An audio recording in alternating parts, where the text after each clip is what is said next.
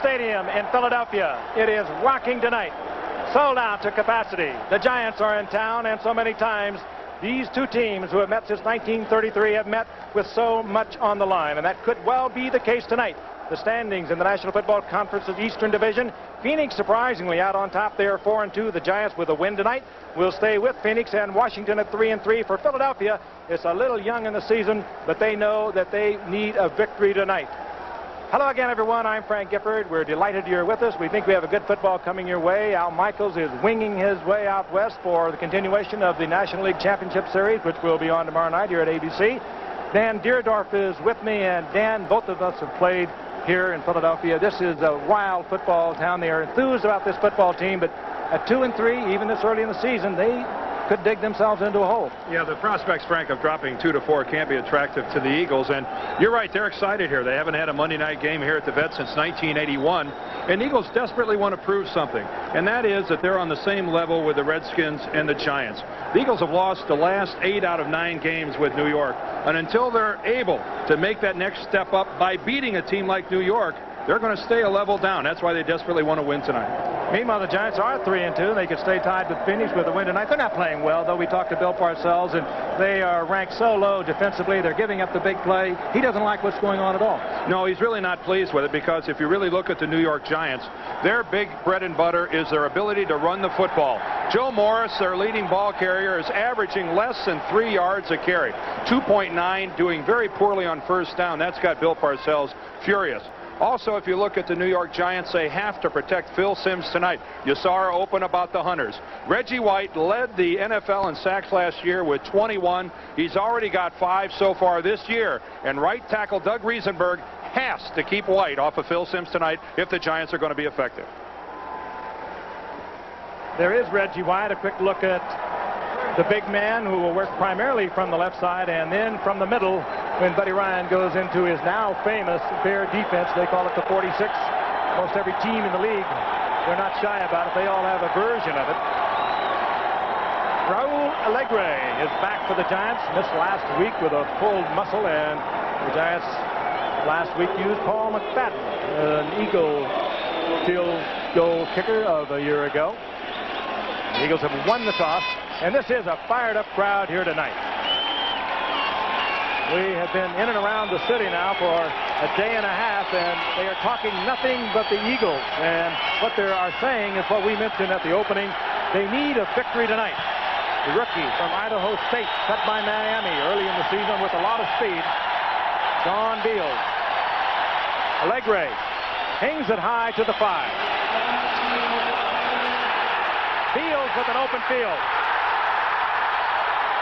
Field out of the 35-yard line to the 38-yard line. Terry Williams makes the save. There is part of this crowd that will be bonkers for a while tonight. And one of the reasons everyone is so optimistic about this Philadelphia Eagles football team, of course, is right here. Randall Cunningham, if you have not watched him, and he has not been on national TV that often, he is something very special. He is a gifted athlete. He will run almost as often as he will throwing the football. The leading rusher for the Eagles. And the quick toss comes to Keith Byers. Byers right side up close to the 40-yard line for a gain of a couple. Let's take a look at the Giants' defensive alignment. They are not happy with the output of their defense. They are ranked 27th against the pass, 27th overall. Pepper Johnson opens tonight for Gary Reasons on the strong side, the strong inside linebacking side. 2nd down and 8 for the Eagles. Wide receivers, Greg Garrity, Chris Carter, Mike Quick out for 6 to 8 weeks with a broken fibula in the left leg. And this is Anthony Tony, and Tony spins his way to the 45-yard line, a gain of about 5. It'll bring up 3rd down and 3, hit there by Carl Banks. The Eagles have rushed the ball the first 2 times they've had it, and I would look for them more often than not tonight to actually throw the ball on first down, or at least put Cunningham into a position where he has the option to either run or pass it. I don't know that the Eagles tonight are going to be able to grind the ball out on any sort of a consistent basis against this Giant defense. But watch this guy with the football. He's extraordinary. Giants in the nickel, thinking pass. Shotgun, Eagles. Hand off to Byers. Flag is down, and Byers is down right at the line of scrimmage. It was Tony who took the snap, flipped it to Byers, fooled no one, and a flag is down right at the line of scrimmage. Yeah, that's the option play that Buddy Ryan was telling us about yesterday, and Keith Byers very adept at running it.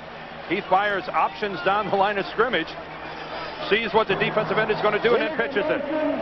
Declined. Fourth down. Fred Wyatt. Anyway, the illegal motion call. Any way you look at it, the play didn't work. You can take the penalty out of it, and they didn't have the first down anyway, so. I would imagine we'll see it again. Buddy Ryan talked very positively about it. John Telchik is on to punt, and Phil McConkey is back for the Giants. He is positioned at about the 12-yard line. And now he moves up quickly. Terry Hogue had dropped for the Eagles, and now they have got out of their punt formation. And Buddy Ryan at his finest tonight already. They still got 6 or 7 seconds left on the clock. They're just burning it up. Well, now they let it expire. This will be a 5-second backup for the Eagles. I don't think they are caring that much about it. From this position in the field, I don't know whether that was a good move or not. Well, if the Giants, for some reason, would have jumped off sides, 5 yards would have been sufficient to give the Eagles a first down, but still. Delaying offense. Fourth down. When you're down to 2 or 3 seconds and you see that the Giants haven't jumped off sides by that point in time, go ahead and snap the football and kick it away. I don't understand why you just give away 5 yards. And Telchik cannot now do what he wanted to do, I think. Hang it high, look for the coverage, and McConkey will have a pretty good run back opportunity. And good kick by Telchik, and McConkey has to make the fair catch, and he does at the 19-yard line. 41-yard punt, a lot of altitude, and out comes Phil Simms. On the season, 55+% of completions, but that doesn't say exactly how hard he's been hit. He has been sacked 20 times. Only one quarterback in the NFL has been sacked more, and that's his counterpart tonight, Randall Cunningham. And there is the rest of the offensive unit. Joe Morris averaging 2.9 per carry. 20 sacks, 2.9 per carry for Morris. The offensive line not getting it done this season for the Giants. First down, and Simms is back. A lot of time. Tries to dump it off, intended for Morris. It's incomplete. Joe Morris didn't drop that ball intentionally, but it's a good thing he did, because that would have been good for at least a 2 or 3 yard loss. So that's where an incompletion, better than a completion. The Giants opening with Doug Riesenberg at right tackle. Carl Nelson, of course, opened the season. Bad ankle, he's not in there. They had trouble with John Elliott over that side, and Riesenberg will be working against Reggie White, the leading sacker in the NFL from a year ago. Second down and 10. The Eagles opening with a couple of rookie cornerbacks tonight.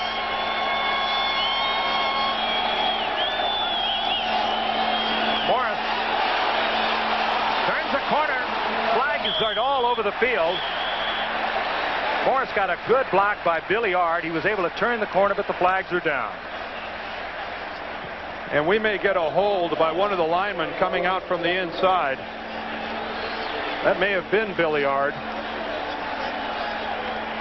This is definitely going to be against New York and march them back well inside their 20.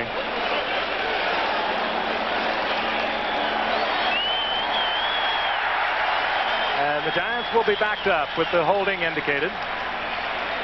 Bill Parcells, now in his 6th year as the leader of the Giants. Holding number 67. Second down. It was Billy Ard. He pulled out from his left guard position, tried to do a turn block. Take a look at Billy Ard. He's going to be to the right of your screen. He's pulled around, and he's going to block back to the inside against Andre Waters, the strong safety. And he just puts a good horse collar on him and brings him to the ground. Second down, 20. Morris, right side. Giants with a conservative call. And it is Andre Waters again who is disruptive and takes Morris out of bounds after a gain of about 6 yards. The Eagles defense, and it has been shuffled around a little bit. There is everybody's all-pro, Reggie White, number 92, 21 sacks a year ago. We asked him what he wanted to do this year, and he said break the record. He would need a couple more for that. linebackers, and Roynell Young was expected to start. He did not, however. Sore knees. So there are 2 rookies at the corners for the Eagles. 3rd down and 15. Sims has the time. Fires for Manuel. He does not hold on. Juggling the ball, and the Giants will have to punt from deep in their own territory. Boy, nice throw by Phil Sims. I think Lionel Manuel runs the proper route. He knows where the markers are. He's going to get into first down position after fighting his way through a couple of Eagles. And watch the delivery of the football. Can't be any better than that. And a good call by the officials. Never had possession and even lost it and spit it out when he was out of bounds. Maury Buford. He does not get the ball off quickly. He has had 6 block punts in his career. A career that spans San Diego, the Bears, and now the Giants. This one he hurries. It's a low kick. Gets good distance. McConaughey. Then Mark McConaughey out over the 45-yard line, close to the 49-yard line. The Eagles have the football back. Second possession. They have good field position. And we'll be back at Veterans Stadium in a moment. 10-17. That'll get you in a lot of trouble. Minnesota, they were hurt early. And Houston a week ago. Houston, they were down 16-0, and they were down 9-0, and the Oilers never even ran an offensive play. They blocked the Eagles' first 2 punts, one for a touchdown, one for a safety. And of course, they came back to beat the Oilers 32-23. First down at 10. Midfield. Cunningham fires to Keith Jackson, the rookie first-round draft pick, and that's his 30th reception of this young season. As Mark Collins is there defensively. A 7-yard pickup. And I think we're seeing a change of pace for the Eagles. Keep in mind they ran it the first 3 times that they had the football in their opening series. They didn't get a first down. Now here they come with their second first down opportunity, and they go to the air. And I think this is what you have to do to the Giants. This man here, Keith Jackson from Oklahoma, is some kind of special rookie. Unfazed by what's going on around him, and I think everyone's finding out he has better hands than they thought. 2nd and 3. Cunningham drills one. And he finds Jackson once again, and they have so much confidence in Jackson. They'll move him out wide. They'll work him almost like a wide receiver. Pepper Johnson was there defensively for the Giants. Johnson opening tonight in place of Gary Reasons, who had struggled in the past couple of weeks. You know, Frank, a lot is being said about the Eagles and this Monday night appearance and how most of these Eagle players have never seen a Monday night game. Keith Jackson, having played at Oklahoma, has seen more primetime football than a lot of players in the National Football League. He was not awed at all about the fact they are on Monday Night Football. On first down, Cunningham turns around and provides a block for Tony after he pitches it out. Tony stacked up over the right side, maybe a yard and a half on the gain for Tony. And now they'll mark it at the 33-yard line. They'll give Tony a yard. That shield you're seeing Randall Cunningham wearing is something new. He wore it for the first time last week against the Oilers. You can see that shield on the upper part of his face mask. He's never worn it before. I think he's wearing that on the heels of Ron Heller getting stuck in the eye a couple weeks ago by Al Baker. 2nd down and 9. Cunningham, strong arm, and he fires it in and out of the hands of Greg Garrity. And Cunningham right on target. The pass that should have been caught by Garrity. Terry Williams was there defensively, but Cunningham had it right in the numbers. And this is really Garrity's specialty. He's not a burner. He's not going to run by anybody. Precise routes, and when he gets there, he normally catches the football. And tough to have one hit you in a more prime location than between the 8 and the 6. And Greg Garrity that time really dropped the ball he really has to catch. Garrity is filling in for the injured Mike Quick we spoke of a moment ago. One of the premier wide receivers, if not the premier wide receiver in football today, who was out for 6 to 8 weeks with the broken fibula in the left leg. 3rd down and 9. Randall from the shotgun. Loses the football. An Eagle is there. Leonard Marshall was pressuring Cunningham.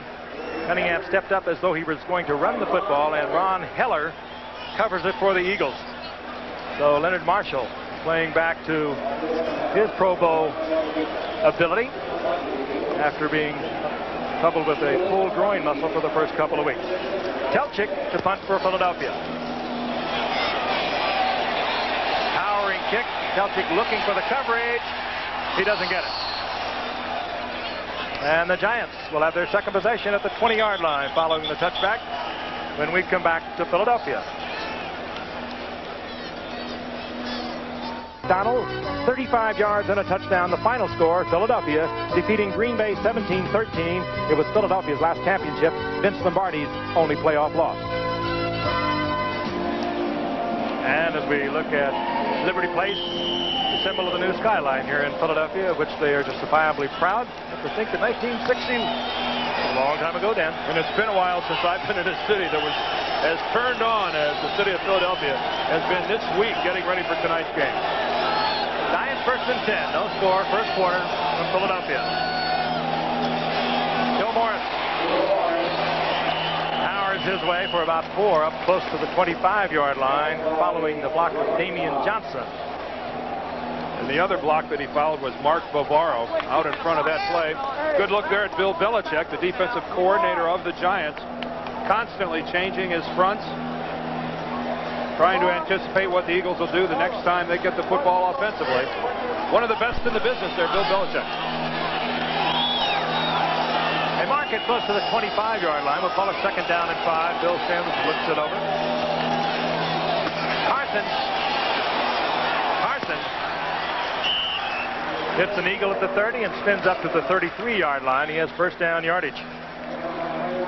Maurice Carthen, who carried the ball 8 times last week in the Giants' victory over Washington, also got his first touchdown ever.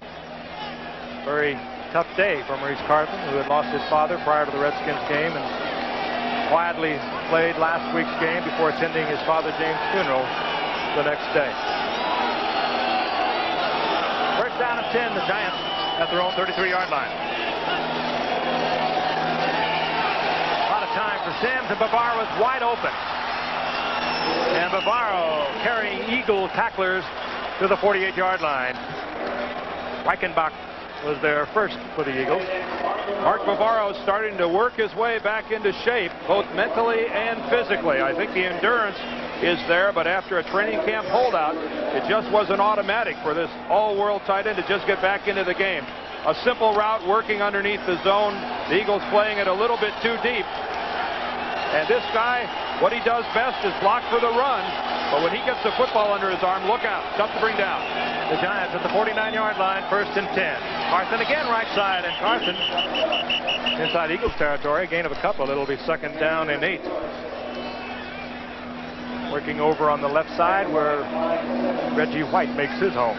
Well, the glory is sacking the quarterback if you're a defensive end, but there's a lot more to it than that. And one of them is taking on a trapping guard from the inside. And that time Reggie White, rather than blow all the way upfield and take himself out of the play, stayed on the line of scrimmage, came back down in and collapsed on the play. A complete football player. Second down and 7.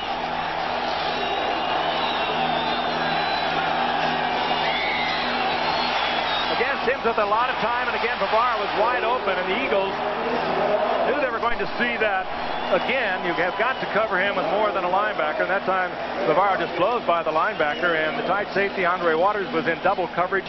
Bavaro gets another Giants first down inside the 32. Well, I'm not sure what the Eagles were thinking here, Frank. They totally over-rotated to one direction, and a blown coverage. There's no way the tight end can ever be allowed to be that free. When Mark Bavaro first got his hands on the football, there wasn't anyone in a white jersey within 5 yards of it. First down, Giants. Morris following Carson. And Morris gets a couple of yards before Seth Joyner, a burly linebacker over on the left side that Buddy Ryan thinks will someday be in the Pro Bowl. Number 59 made the stop. Buddy Ryan thinks all his players are going to be in the Pro Bowl. He never understates it, does he? Oh, he's great. He's super. He's great. He's super. You sit down with a week later, you read about him. He's in Tampa Bay or somewhere. This guy right here, when you sit down and talk to him the day before a game and then say, well, how's this guy play? Yeah, he's going to be in the Pro Bowl. How's this guy? Oh, he's the best in the league. How's this guy? He's the best that ever played. Randall Cunningham says he looks like Fred Flintstone. He does. Second and 8.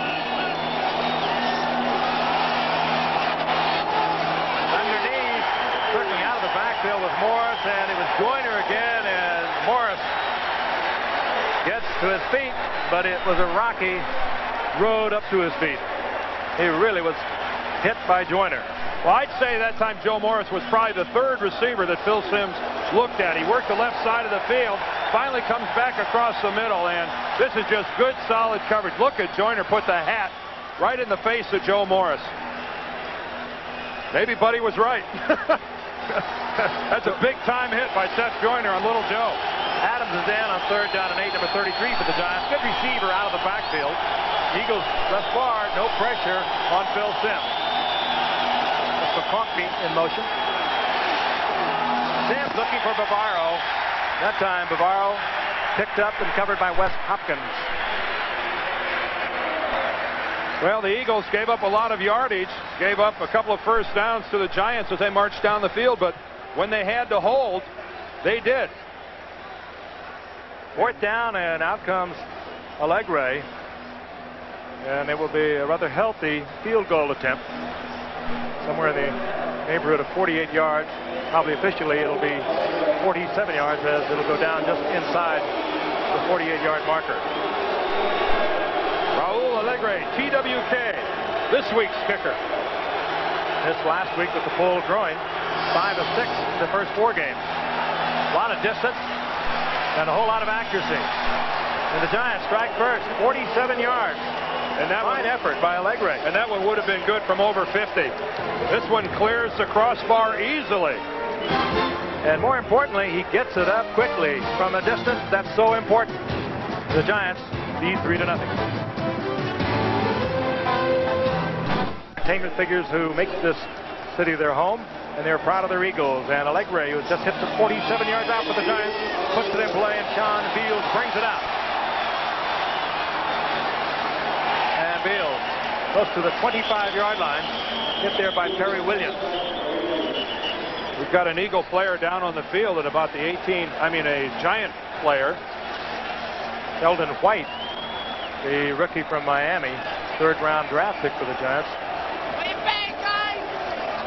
There's nothing quite so violent as a special team. There's a punting unit, the field goal unit. Collisions are noisy, and they are they're unavoidable when you run 30 or 40 yards at full speed and then make contact with someone who's run 20 yards the opposite direction going full speed. And sometimes, no matter whether you see it coming or not, Frank, there's just no time to get out of the way. And in reality, it's not your job to get out of the way. It takes an attitude to play on these special teams, again, with all the speed that's involved. And they continue to look at the rookie from Miami, Sheldon White. Covering punts, covering kickoffs, the way that a lot of young people have to get into this game. It fills that 2 or 3 year time span until you work your way into a starting position, and no other way to do it, to go down there and butt heads with someone. And luckily Sheldon White okay and jogging off towards his own bench. Giants 3rd-round draft pick looks to be all right. Beals worked it out close to the 25-yard line for the Eagles. 6:16 remaining here in the first quarter. The Giants lead 3-0. Well, let's see what Philadelphia does on this first down. Their most successful play so far has been a pass to Keith Jackson, the tight end. Good for about 7 yards. Let's see whether they elect to run it or go ahead and put it up. I'd throw it.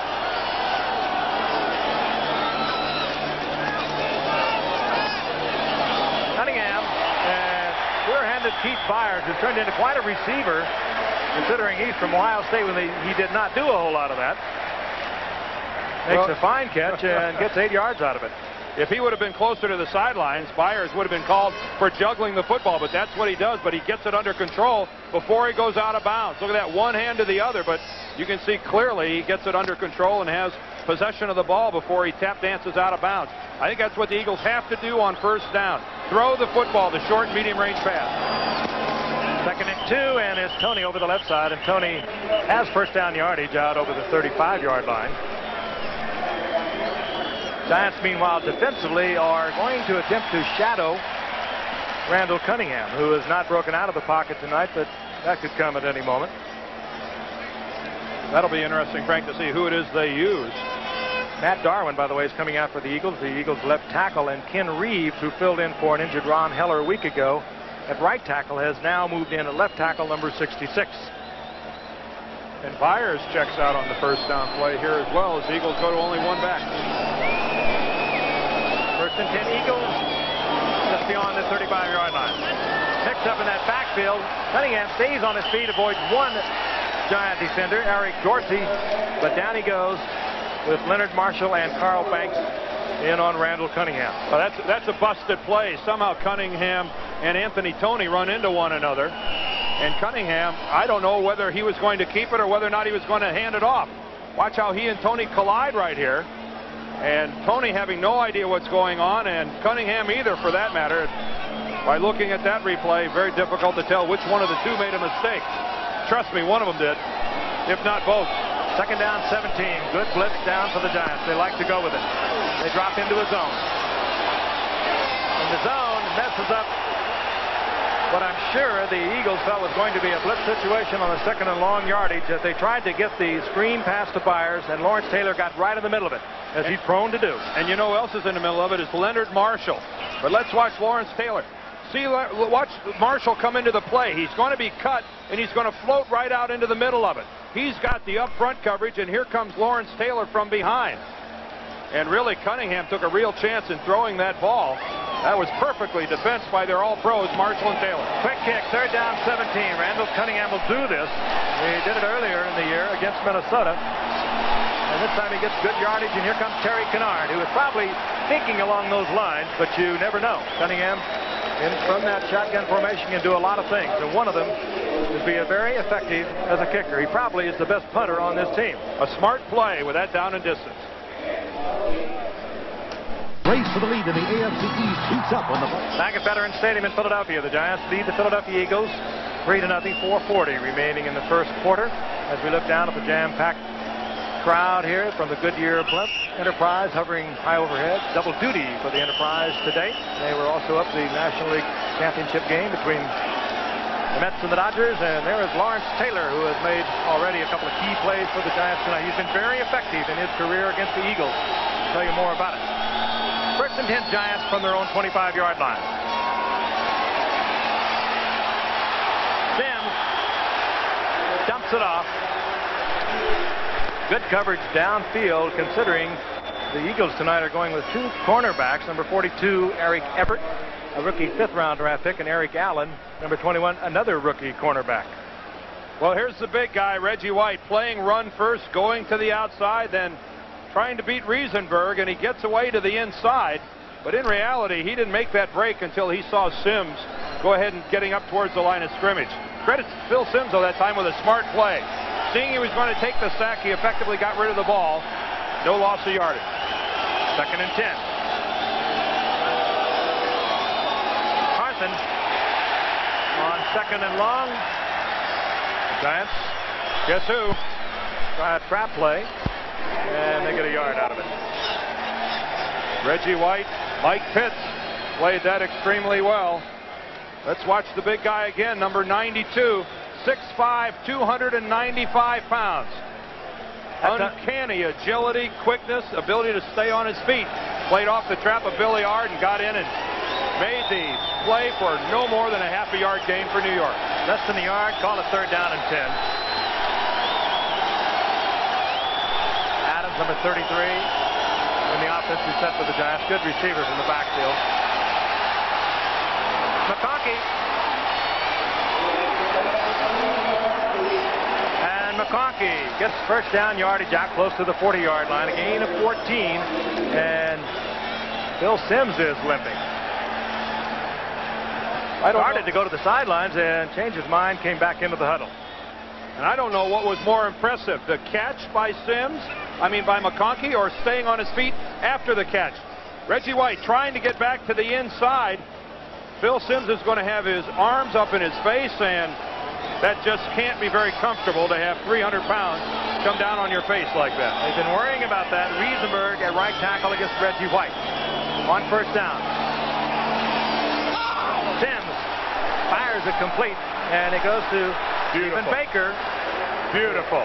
Holds on to it right at the sidelines, a gain of 12, and The youngster out of Fresno State who was pressed into action by the loss of Odessa Turner makes a good first down catch for the Giants. Look how well the Eagles play this on the zone. Two guys right there. The only way they can be beaten is by an absolutely perfect route and a perfect throw. And Stephen Baker delivers the route, and the ball was there waiting for him. Dwayne Giles back in the coverage along with Allen. But Baker gets the first down and just inside Eagles territory near the 49-yard line.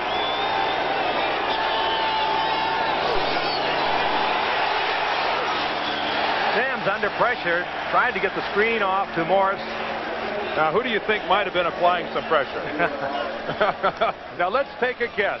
Is it number 99, or would it be number 92, Reggie White? I'm more inclined to think that coming up the middle, we're going to see Reggie White, who just blows right by Bart Oates, the center, and forces a poor throw from Phil Sims. Now, this guy's got to take a play off here every now and then. That's about 4 plays, 5 plays in a row that Reggie White has made. Buddy Ryan says he's the best defensive lineman I've ever seen. And that's interesting considering the defensive lineman that Buddy Ryan has coached with the Bears, the Minnesota Vikings, with the Jets. 2nd and 10. The reverse to Baker has a lot of speed. Reggie White reads it well, moves to the outside. Flag goes down as Andre Waters takes Baker out of bounds after a gain of a couple. I'd like to see how often, when you run a full reverse like this, that there's some sort of a clip or a holding call. It is so difficult when the man you're blocking changes direction when he reads the play. I'd say half the time you run a play like this, you're going to see some sort of a hold. Options were discussed with Reggie White. This may be Sims. Number 11. It's Phil Sims, the quarterback, who went out to try to make a block. Well, we can't question his motivation. Phil Sims will get into it. There he is right in the middle of the screen. Number just a little bit blurred, and just as Dan said, the man he was trying to block changed directions on him. Phil felt compelled to hold him. I think it was Seth Joyner, the linebacker. It was. Well, you don't see holding on a quarterback very often.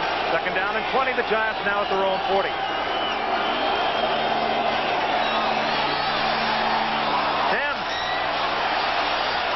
Trying to take it deep again, looking for Stephen Baker against Eric Allen.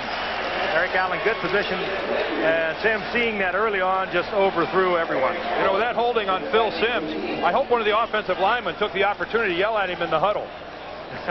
Quarterbacks are always yelling at linemen, hey, quit holding. What are you putting us in a hole like this for? I hope one of those guys up front had the presence of mind to turn around to Sims and say, Phil, you're killing us. You're killing us. Learn some technique, will you? On a QB. I kind of like that. That's just the kind of quarterback he is. Along with Randall Cunningham, they'll do anything they can to be effective, to get something happening. Right now, Phil is looking at a 3rd down and 20. Pressure again. Underneath is Adams. And Adams to the original line of scrimmage, where it'll be 4th down with Wes Hopkins defensively there, along with Seth Joyner. And the punting unit will come on. There's George Adams. They usually bring him in on the pass situation. Works well out of the backfield.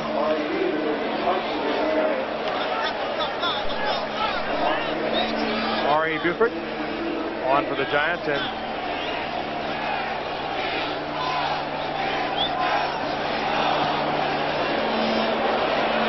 Gifford hangs it high and catches the end zone. Meanwhile, back at the 45-yard line, Reggie White was doing the straddle on Gary Reasons. I guess that was unintentional. They just became a little bit entangled. Gary Reasons did not start tonight. The Giants choosing to go with Pepper Johnson. So the Eagles will have the football, following the touchback at their own 20-yard line. And Reasons not starting because he's in Bill Parcells' doghouse. Boy, what a series this has been. I hope you've been following. It has been up, down. It has been a little bit of everything. It continues tomorrow night. You'll see it live 8 o'clock Eastern time. Giants lead 3-0. Inside 2 minutes remaining in the first quarter. Byers. And Byers over the 30-yard line at the 31 for an Eagles first down. Again, look how effective the Eagles are on first down when they elect to go to the air and throw the football. Now, Bill Belichick and the New York Giant defense isn't going to just sit back and let them do this every time on first down. But it certainly has been successful for the Eagles up to now, going to the air on 1st and 10. I'd do it until they stop it. Anthony Tony hits right at the line of scrimmage, squeezes out a yard, and Lawrence Taylor fights off a block to make the stop. Lawrence Taylor for his second game back from his 30-day suspension. Look how he closes. Look how he goes down, plays right off the hip of the tackle, beats the lead block of Keith Byers, knocks him to the ground, and then gets back in and makes the play. Does a lot of things for the Giants. A lot of people think you can run against Lawrence Taylor, but he plays a run very well, and of course it's maybe the best ever at the pass rush. But I'd rather run at him than run away from him. He catches everything. 2nd down and 9. Tony, left side, gets the block from Byers this time and gets out over the 40-yard line. He'll be held short of a first down as Eric Howard, the nose tackle, slides over to make the stop. Tony just wasn't going to go down, was it? Anthony Tony, the fullback, 6 feet 225, but a great deal of leg strength. That time had about 7 or 8 blue shirts bounce off before he finally went down. Tony can do a lot of things for you. Good receiver out of the backfield. Good compliment back there to Keith Byers, who they're also finding here in Philadelphia that Keith Byers can do a lot of things. Good receiver, good blocker. Time running out here in the first quarter. 3rd down and 1. And was the foul committed? It coincided with the time expiring on the clock, but Eric Howard sliding across and making the contact for the Giants. It looked to me like the contact was before the gun, at least the sound of the gun, but that might have been behind the clock. They're going to have to make a determination. The sound of the gun, as we heard it, I think came after the contact on the line of scrimmage. It would give the Eagles a first down if it was against New York, if he wasn't drawn off. Those are the options being discussed. And here is Fred Wyant. Encroachment defense. Well, Fred Wyant has at least clarified that it's against New York. Looks like one of the officials is going to talk to him about now where it came in relationship to the ending of the first quarter. Well, we almost have to put a second back on the clock. That's true, because the clock will stop on the contact. It won't continue to run. Ticklish situation for Fred here. Options being delineated to Randall Cunningham. Delineated. Learned that over the 15 years traveling. Let's see if we can hear the gun on this replay. And was the foul committed? Well, they're going to in this quarter. Yep, Eagles will get the foul one occurred. play for this quarter. The foul having occurred before the gun sounded.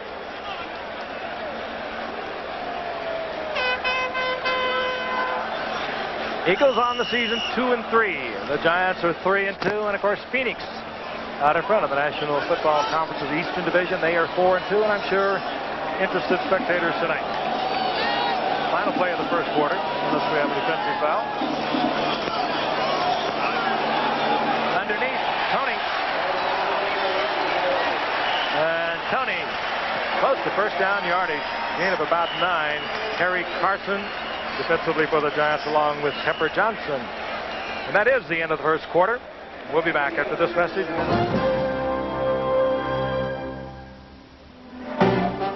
ABC's Monday Night Football. Giants lead the Philadelphia Eagles from Veterans Stadium in Philadelphia. Frank Gifford along with Dan Dierdorf. Al Michaels is winging his way to the west for the National League Championship Series. Will continue tomorrow night. The Dodgers leading the Mets in that series. On 2nd and 1, Cunningham, Byers, and Byers has the first down. Collins defensively there for the Giants, along with Eric Dorsey providing the pressure on Cunningham. Nothing real elaborate except for the Giants. That's a pretty solid output. 91 total yards. That's going to put them about 360, 374 the ball game. A good comparison of the quarterbacks. Look at Cunningham, though. 5 of 7. Sims below 50%.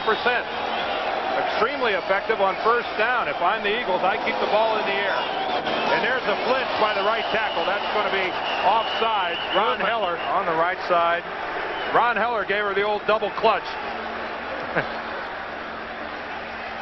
The hand didn't come up, but the entire body twitched, and that's enough to draw the Giants offside. George Martin's been around for a while, and he saw the movement and was instantly across the line of scrimmage drawing the foul. False start, number 73. First down. Ron Heller. Ron Heller's the right tackle. Go over here to the right side. See if you can see him move. You can see his left leg. Yeah. See that twitch? See his left arm move? That's all George Martin needs to see. That's a free ride. There's Heller back after 2 weeks with an injured eye, poked in the eye by Al Bubba Baker of the Minnesota Vikings. Bubba Baker drawing a 1-week suspension for that foul. And on 1st and 15, this is Tony working his way just to the line of scrimmage, and that's about it. Lawrence Taylor once again. We talked about his effectiveness as a pass rusher. We talked about his ability really to work well against the run, much better than a lot of people think. But what he really brings to a team is emotion. He plays this game at the emotional level that few players have ever known, and he brings everybody with him.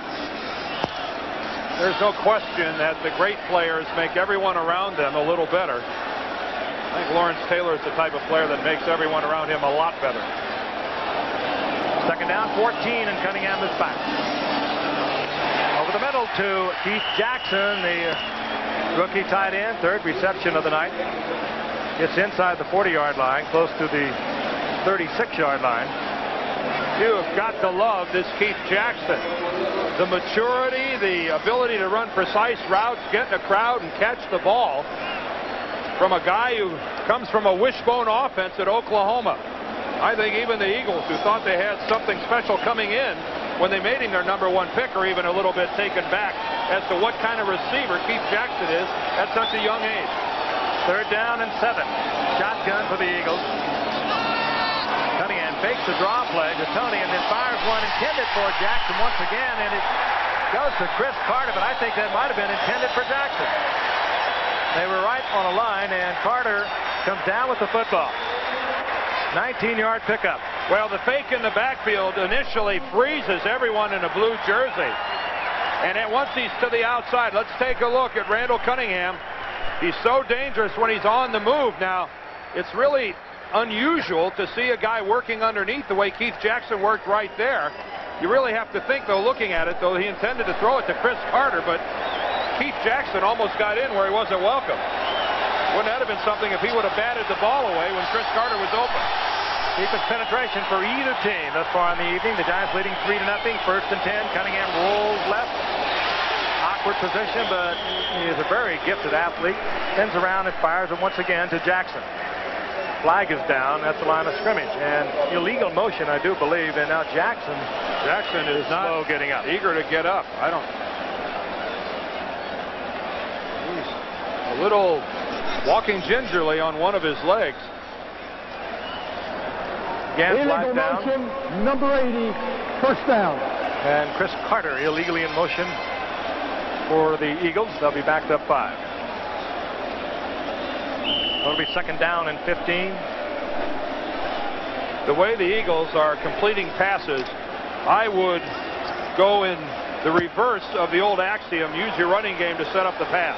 If I'm the Eagles, I would use my passing game to set up the run. Good blitz down for the Giants. They'd like to back the Eagles up a little further, and Cunningham sees he's running out of time on the clock, and he calls timeout. 3-0. The Giants lead. We're in the second quarter from Philadelphia. We'll be back in just a moment.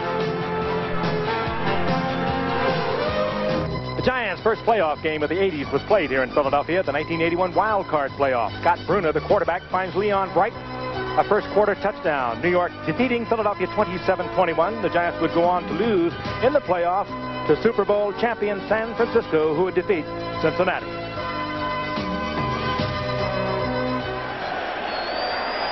Season 1981. Things had started to turn around. George Young came in 1979.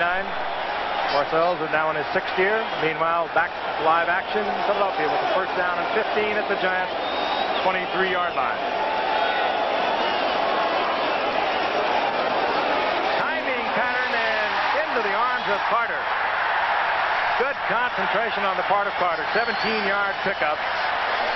And timing pattern all the way. he paid for it. Same sort of pattern we saw last week. New Orleans run at the end of their ball game to set up their winning field goal. 2 steps. Carter almost mistimed his leap. He went up a little early and somehow was able to stay up off the ground, working against Kenny Hill. But talk about touch on a football. I think you're seeing Randall Cunningham developing into the kind of quarterback that can do it all. This guy has no weaknesses in his ball game. He's 9 of 11 for 95 yards. 6 in a row now. First down, goal to go, Philadelphia. Fires. It's inside the 5-yard line, close to the 3-yard line. That'll be second down, goal to go. Fires, big, strong, #1 draft pick. A couple of years ago, out of Ohio State, troubled by a broken foot in his first 2 years, but now is rapidly developing into the type of football player that Buddy Ryan thought he would. Well, Buddy Ryan took a chance drafting Keith Fires #1 because he had the broken foot his senior year at Ohio State. And then when he got here to Philadelphia, he suffered exactly the same injury again. Cunningham's just able to get the ball off to Tony before he's dropped, and Tony is hit at the line of scrimmage. That's it. It's third down, goal to go. Carson, tough in the middle. Well, if it's not one thing or another, Cunningham's had trouble making handoffs. He's been running it into his own people in the backfield, and then his ball carriers, once they get the ball, aren't getting anywhere. Frank, I'm back to what I've been saying before. I'd throw the ball every time if I'm Philadelphia tonight. And what you do when you have a quarterback like Randall Cunningham, you let him roll out. You give him an option. He's a great runner. Give him an option to either throw or run the football. Third down, goal to go.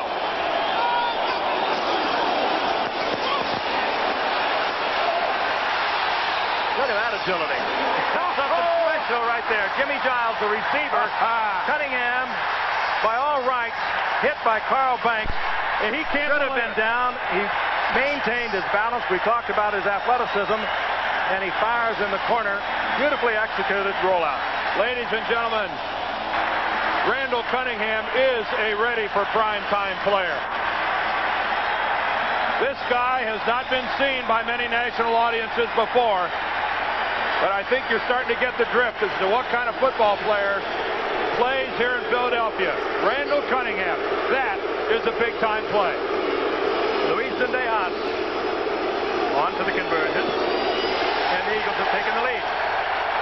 9:36 remaining in the first half as Randall Cunningham comes out on the rollout. Play action, holding some linebackers. They, of course, are anticipating this. All-pro Carl Banks, the perfect tackle, drills his head through Cunningham. He maintains his balance, fires it to Giles. A spectacular play. We're glad you saw it. Randall Cunningham, and you just saw something very special. We'll have another opportunity to look at it following the kickoff. We wonder if Randall might be pulling his big brother Sam. Yeah, how'd you like that, Sam? How about that? Sam Cunningham. How about the 10 to 12? Sam Bam will like that. Zendejas puts it up and deep into the end zone. Bobble in the end zone and covered quickly by Collins. Another look at a very special play. Let's watch Carl Banks. Let's ISO the all-pro linebacker. And if Bill Parcells is watching this from the sidelines, he's saying, I'm in the perfect defense. Banks has got contained. Cunningham's rolling right to him. That's it, folks. It's all over. What?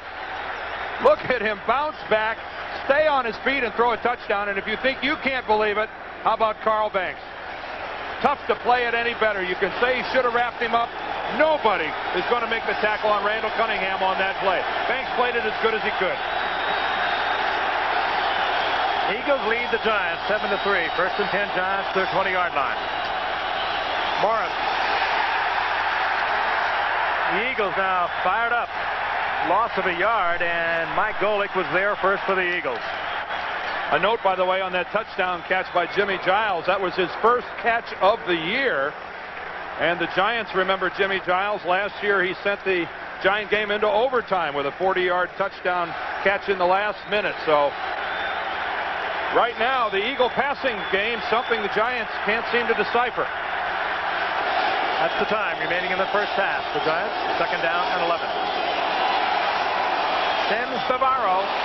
Got a again. Bavaro left free to roam off the line of scrimmage with the linebacker, Dwayne Giles, and he's wide open and gets the first down out close to the 40, a 21-yard pickup. Sims has an option to go outside on that, but he reads the coverage. If he gets Bavaro locked up with the linebacker, he's going to go with him. Coming free off the line of scrimmage, here he is. Giles way out of the picture, makes a stop, but not until Bavaro takes it out to the 40-yard line. Bavaro playing back now to his Pro Bowl form. He was a late reporter for the Giants. Came in 10 days before the start of the season, and he has been slow getting it together. First and 10 Giants near their own 40-yard line. Strip of the ball, Phil Sims, and again, guess who? 92. Reggie White that time beats Doug Riesenberg around the corner. Watch this. Riesenberg playing right tackle. Just can't keep Reggie from getting around and collapsing the corner. And that's Phil Sims didn't even have a very deep drop on that one. Knocks the ball out of his hands and then gets back in and gets a little hit just to add a little insult to injury. What an extraordinary football player. They were trying to help with Damian Johnson, the inside guard, but Reggie White so quick, got around the block and strips the ball from Phil Sims. Now it's second down and 17. Morris. Guess who? Yeah.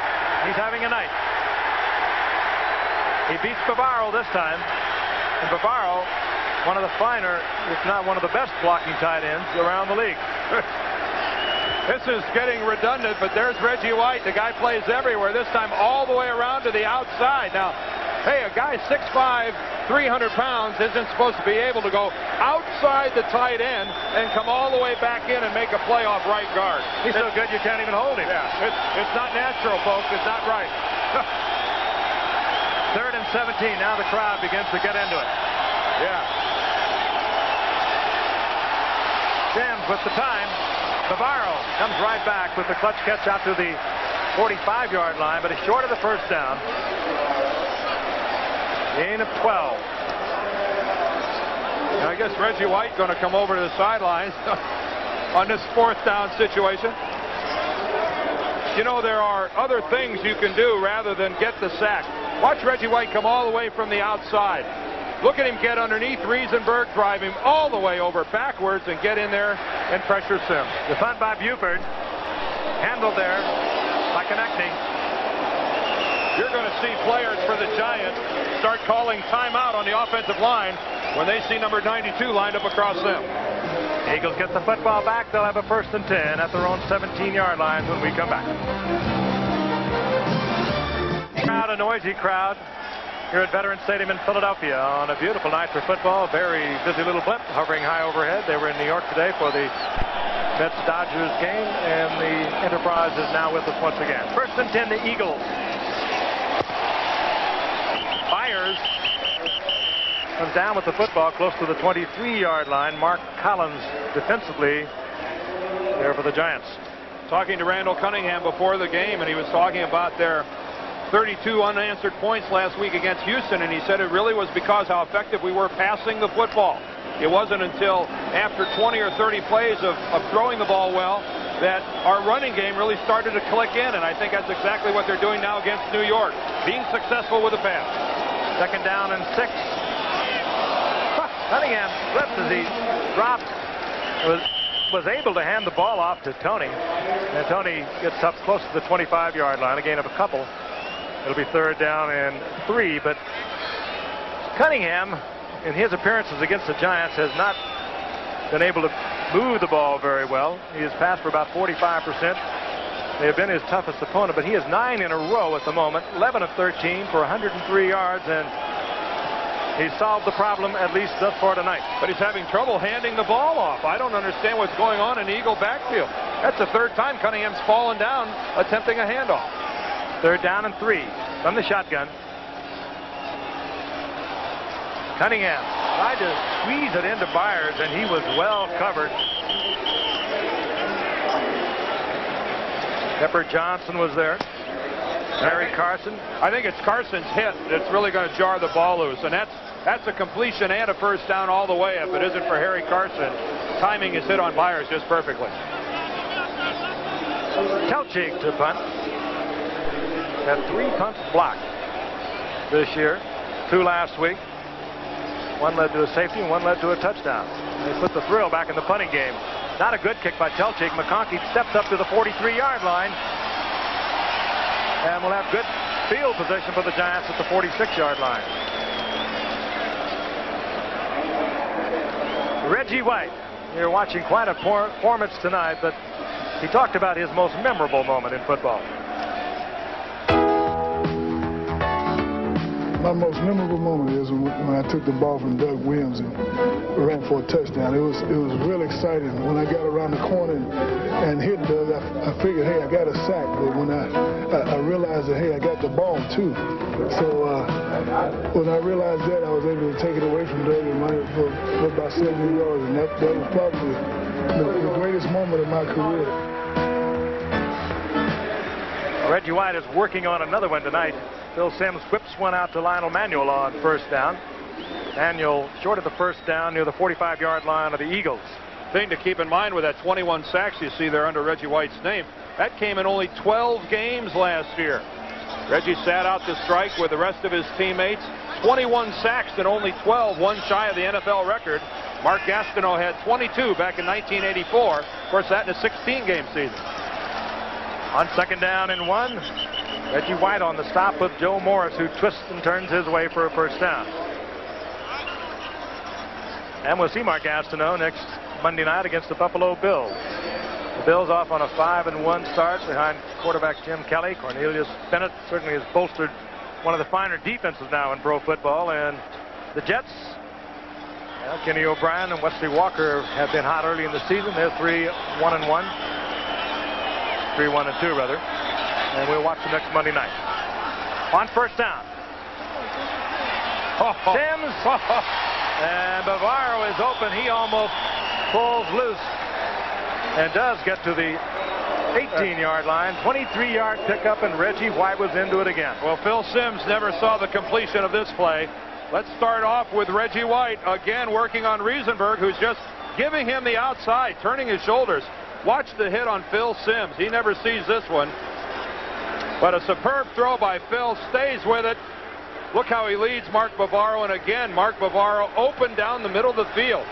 The Eagles have to make some sort of an adjustment, either in man-to-man coverage or something, but Mark Bavaro's free on almost every passing play. They'll keep going there until they get some kind of different coverage. They've been covering primarily with a linebacker. They have found him 5 times already. They look for him again. This time it's batted away, however. That was Jerome Brown. Stretched tall and batted it away. Again, the intended receiver was Bavaro.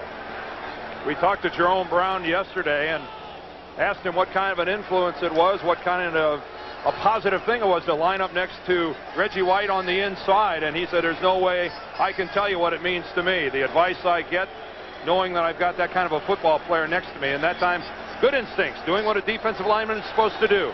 Read the pass. If you're not close to him, it doesn't matter. Get up in the air, get your feet off the ground, and stretch your arms. Something good might happen. A.C. Robinson, 81. Lionel Manuel, 86. The 2 wide receivers, top of your screen. This time, Simms has the time, looks into the end zone, and it's picked off. Frizzell out of the nickel. A flag now comes in late, and another flag after the interception, I do believe. Frizzell in the nickel position. Simms never saw him, threw it right into his hands. Illegal block in the back, number 74, half the distance, push down. But it's after the interception by William Frizzell, so it will be the Eagles' ball. It's just a simple zone coverage. Frizzell playing the underneath, and it's not often you see Phil Simms with that much time make that kind of a short throw, trying to get to Lionel Manuel. And William Frizzell just doing his job, sitting short on the zone, makes the play, and almost surely thwarts the Giants from putting some more points on the scoreboard. They were certainly in scoring position. Eagles lead 7-3. First and 10 from their own 7-yard line. Draw play. Tony. Actually, the Eagles version of a draw play, because it looks like it's going to be a rollout. They go against the grain with the handoff, and Tony gets a big gainer, 20-yard pickup, and the Eagles get out from beneath their goalpost. I think the guy that really got caught to the inside, really fooled by the motion in the backfield, was Lawrence Taylor. He's got the contain to that side, and he misread the play. Flowed too far to his left, and Tony got to the outside. One of the rare times the Eagles have been successful running the ball on first down. At the 27-yard line, and Randall Cunningham directing traffic. Eagles first down. Well, Tony once again. Why not try it again? Works his way up close to the 30-yard line. College football coming your way. All the excitement on Saturday. Washington against number 3 ranked USC, or Michigan against Iowa. I see both our alma maters are in action this weekend. Well, I won't get into the various rankings. Oh, yeah. I only saw one ranking on there. Our graphics were being very thoughtful of you, Dan. Michigan will be in the Rose Bowl. You mark my words. On 2nd down and 8, Cunningham is back. A lot of time. Marshall finally pressures him, but he finds Byers. Cunningham looking right, getting into trouble, started to pull it down and run. Saw Marshall, then saw Byers, and did a whole lot of things in just a fraction of a second. And I'd have to think that Bill Parcells on the other side of this field is starting to sense that his defensive team is having a problem. They are totally off balance right now. The Eagle passing game has got them back on their heels. They're tentative at the line of scrimmage. They're not getting much penetration. And I think you can see it in his face. I think he'd like to get the halftime without the Eagles putting any more points on the board. Approaching the 2-minute warning here at the first half. They've had trouble all season long, Dan. They've given up an average of 379 yards a game. They've only had 10 sacks. A lot of great names. They're just not getting the performance. On 1st and 10. Tony on the screen. They get a block on Carson, and Tony is inside Giants territory near the 49-yard line. They'll now mark it at midfield. And that will take us to the 2-minute warning. Mark Collins there defensively for the Giants. So Randall Cunningham will move over to the sidelines and confer with Buddy Ryan as we look at Philadelphia on a beautiful night for football. I'll tell you, we'll be back in a moment. Distribution, Dan, 33 receptions by the tight ends. And only one of those by anyone other than Keith Jackson, and that's the touchdown pass we saw earlier to Jimmy Giles. 32 receptions for the rookie tight end, Keith Jackson. 2 minutes remaining in the first half. The Eagles over the Giants, 7-3. 2nd down and 5. Eagles near midfield. Tony. And Tony close to a first down. He'll have it as a late flag comes in. Tony to the 45-yard line, hit by Kennard and Carson, but a flag is down. I think it's to be holding against the Eagles, yeah. Take him back. I think it's going to be against Matt Darwin, the left tackle. Number 78, 2nd down. Yeah, this is a case where the left tackle really oversteps his bounds. Going to try to block a linebacker. Here's Matt Darwin. Watch him reach to the outside, and then when the linebacker goes upfield, just drag him to the ground right there. A tough block to try to make, and once you're out there, you just can't do that because you're out in the open. Everybody on the field can see you do it. No way that's not going to draw a flag. 1:53 now remaining in the half, and there's Matt Darwin. Tough block. You're asking a guy a lot to go all the way out there and make the play. 2nd down, 15. Cunningham underneath the coverage. Another reception by Jackson. What soft hands. Did you see that pass from Cunningham? I mean, that thing was a rocket ship. And yet Keith Jackson with his soft hands just ate that thing up even though it was high. And a hurry-up offense by Philadelphia. On 3rd down. Cunningham again. Fires it complete. It's Jackson. First thing I said to Randall Cunningham, I said, are you going to be able to adjust if the Giants take Keith Jackson away from you? Without Mike Quick, I would think they would do everything to take number 88 out of the game plan, and yet Keith Jackson wide open. Here comes the blitz. Cunningham has single coverage. Reads it beautifully with Greg Garrity. Garrity working against Perry Williams. And the Eagles well within field goal range on a 19-yard pickup, and Cunningham with a hot hand tonight. 16 of 19, 162 yards here in the first half. And Garrity gets out of bounds and stops the clock, allowing the Eagles to go ahead and huddle up. Really pretty good coverage that time by Perry Williams. But a precise outside cut by Garrity. And look what Cunningham is doing. Eagles very comfortable with 2 timeouts. First and 10, 21-yard line of the Giants. Cunningham underneath again, this time to Byers. He gets all he can get out of it. Steps out of bounds, stops the clock once again. I think he got another 10-yard line and close to the first down. He probably will have it. I think he's going to have it depending on where they spot it. It looked like he was past it. Yep, first down for the Eagles. Some poise, some composure by Randall Cunningham. And boy, you don't see that ball waver. And not a bad delivery. No, I guess not. Byers right on the tape. Gets the first down. His first down just at the 10-yard line. Buddy Ryan has everything working on all 8 cylinders at the moment. And the Giants and their vaunted defensive team are clearly back on their heels. They're lost. Cunningham with a lot of time, can't find the receiver, protects it, throws it away. Second down, goal to go. And I think maybe there's another sign of the maturing of Randall Cunningham, Frank, because last year I think that's the play when nobody's open that he takes off with the football. He tries to make something happen. Maybe he's going to get caught behind the line of scrimmage. There's a chance of a fumble. I think we're seeing a mature quarterback now who, when faced with that situation, realizing it's first down, says, what the heck? I'll just throw it away. I've got plenty of time, plenty of downs. 52 seconds remaining in the half.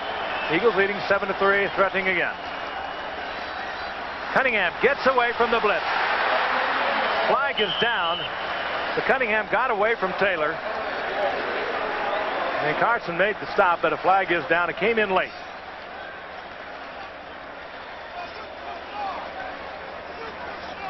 Harry Carson leaning in to pick up the call. And here's Fred Wyant. The flag is picked up. Apparently offensive pass interference on the run, so there was no foul. Go down. What would have been offensive pass interference if the ball would have been thrown just becomes a good block when the quarterback takes off and runs with the football. Of course, the officials calling that, they look in and see Cunningham back on the pass, and they instantly start to look for that. They take their eyes off what's going on in the backfield, and the Eagles get a break.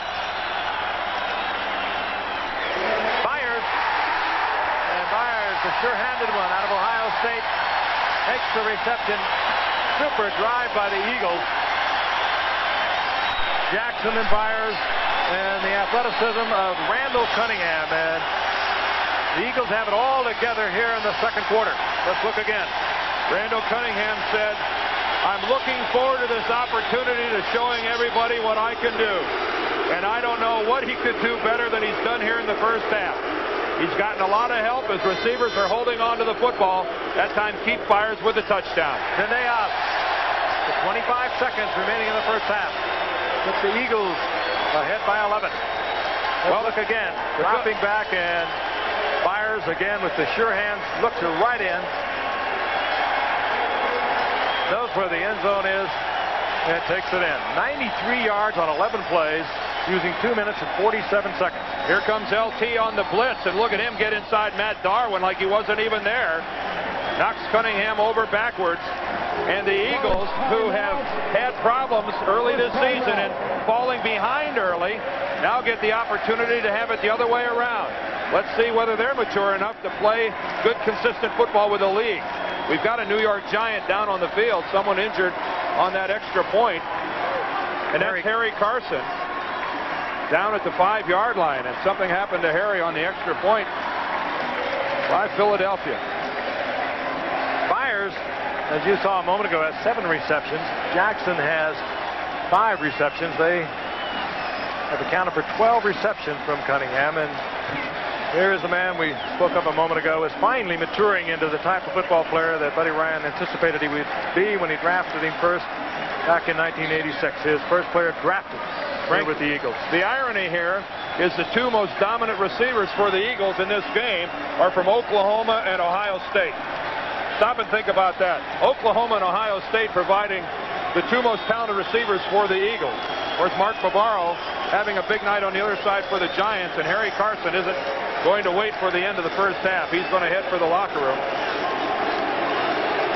25 seconds remaining in the first half. The Giants will have a lot to talk over when they go into their locker room. They'll hear it from Parcells, and they won't like it. They'll also be hoping to make adjustments. Bill Belichick, their defensive coordinator. Kenny Hill brings it out for the Giants near the 30-yard line. 24-yard return. 93 yards. A little less than 3 minutes, and hard to throw the ball any more precisely than Randall Cunningham threw it on that particular drive. And Bill Parcells realizes that he's in a little bit of trouble. Of course, that drive set up by the interception by William Frizzell. Giants just want to get this over with. I don't blame them. Go in, chew the fat a little bit, try to work some kinks out. This has been a troubled team defensively throughout the first 5 games. Even though they're 3-2 and 1 game out of first place, they have been troubled, and the troubles continue here tonight. We'll be back at Veterans Stadium after this message from the National Football League, and then a word from your local station. So stay with us. They've turned all the lights on, and there is the Ben Franklin Bridge. Famous, of course, as is this city from a historic perspective. And looking awfully good from an Eagles perspective, dominating the Giants here in the first half. They lead 14-3 on a night when Randall Cunningham has been something extraordinary. He has led 2 long drives, one of 80 yards for a touchdown of over 7 minutes, one of 93 yards. He has shown all of his talent, his athleticism, his arm, his ability to lead. How about the 18 of 22? Now, just off the top of my head, I think of the one perfect throw that Garrity dropped early in the ball game. I think of the first down from around the Giant 10-yard line when he saw no one open, so he just threw it out of the back of the end zone. I mean, just about as close to a flawless half as a quarterback could play as the half that was turned in that time by Randall Cunningham. Meanwhile, the Giants' defense very tentative. They are not getting a pass rush. They have not got it all season long. Only 10 sacks into the night. Playing almost as if they are playing in a sort of a tentative state. I mean, they are not making the moves. They are not running with abandon. They are not moving with quickness. And they are paying for it. Luis Sendejas puts it in play for Philadelphia. Kenny Hill brings it out, bobbles the ball, picks it up, and gets back to the 15 and hit there instantly. Well, the Giants start at their own 15-yard line here in the second half. This ABC Sports exclusive is being brought to you by Mercedes-Benz, engineered like no other car in the world. Miller Genuine Draft, cold, filtered for real draft taste. It's as real as it gets. And by the U.S. Army, learn how to get an edge on life. Be all you can be. For New York, as we begin the second half, their worst field position of the night. And Phil Simms has been buffeted almost with every release of the ball tonight.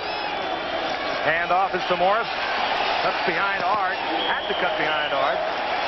Play being sprung to the outside. Designed to go outside, but Morris had to bring it inside. He gets a couple out of it. 2nd down and 8. What the Giants have to do here offensively is put together some sort of a long drive. Their defense going into halftime was really just totally discombobulated. Look at how the Eagles have dominated time of possession, total yardage. But it's in their ability to convert on 3rd down and their ability to get something done on 1st down. That's what made Philadelphia stand out in the first half. 2nd down and 8.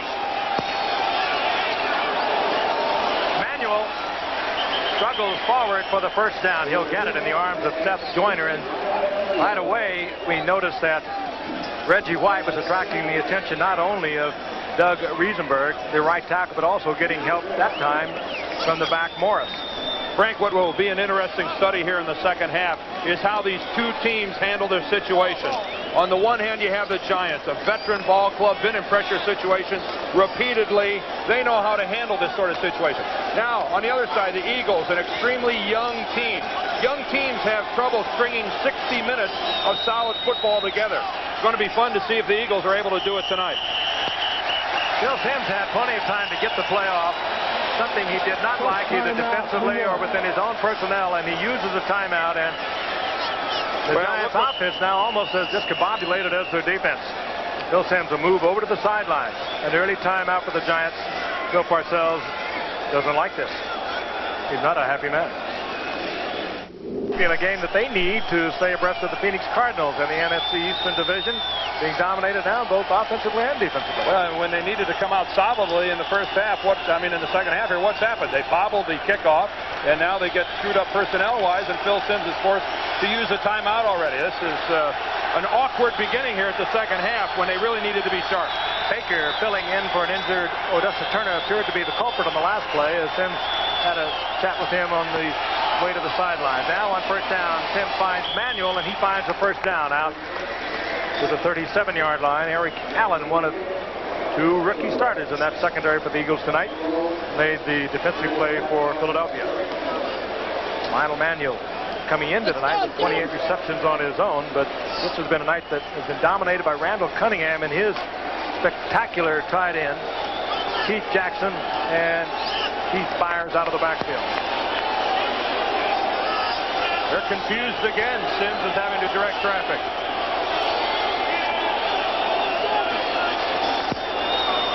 Morris follows Carson. Play designed to go inside. Morris had no hold of the inside, tried to take it outside and turned it upfield and runs into Seth Joyner. Gets maybe a yard and a half out of that play. Morris coming into tonight averages about 2.9 per carry, and he has not improved dramatically upon that tonight.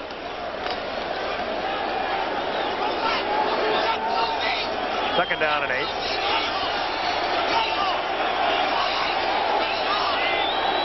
Manuel in motion. And Manuel on a play designed to break behind Bavaro gets bottled up, runs into an Eagle defender, and isn't there for the delivery. Good time that job up front by the Giant offensive line. Doug Riesenberg, who had about as tough a first half as a guy could have. Reggie White is going to loop back around. He's going to think he was held by the center, Bart Oates. I imagine he's going to get up and complain a little bit about that. Third down and 8. The Giant offensive line has to solidify if the blue-shirted Giants are going to get back in this second half. And Simms can't hear. He's got to come up under center. Simms, Manuel, and Simms either unhappy with the way Manuel went after that football or the way he threw it. I says to Manuel, come on. That time it was Simmons pressuring Phil Simms. I think that Phil Simms wanted a little more of an effort on the part of Manuel, and I don't blame him. Well, somebody needs to try to tell me why Lionel Manuel tries to catch that with one hand. Now, if you are an unattached observer here, you're saying that he didn't really go up for that ball because he was afraid of taking a hit. You saw Simms look him right in the eye and say, come on. That was a weak effort that time by Lionel Manuel. Maury Buford. End over end. Fair catch called for by Mark Konecki and executed at the 25-yard line. 36-yard punt. The Eagles will have their first offensive possession of the second half when we return. Of course, to the loss of Mike Quick last week with a broken fibula in the left leg. It's estimated he'll be out of action for about 8 weeks.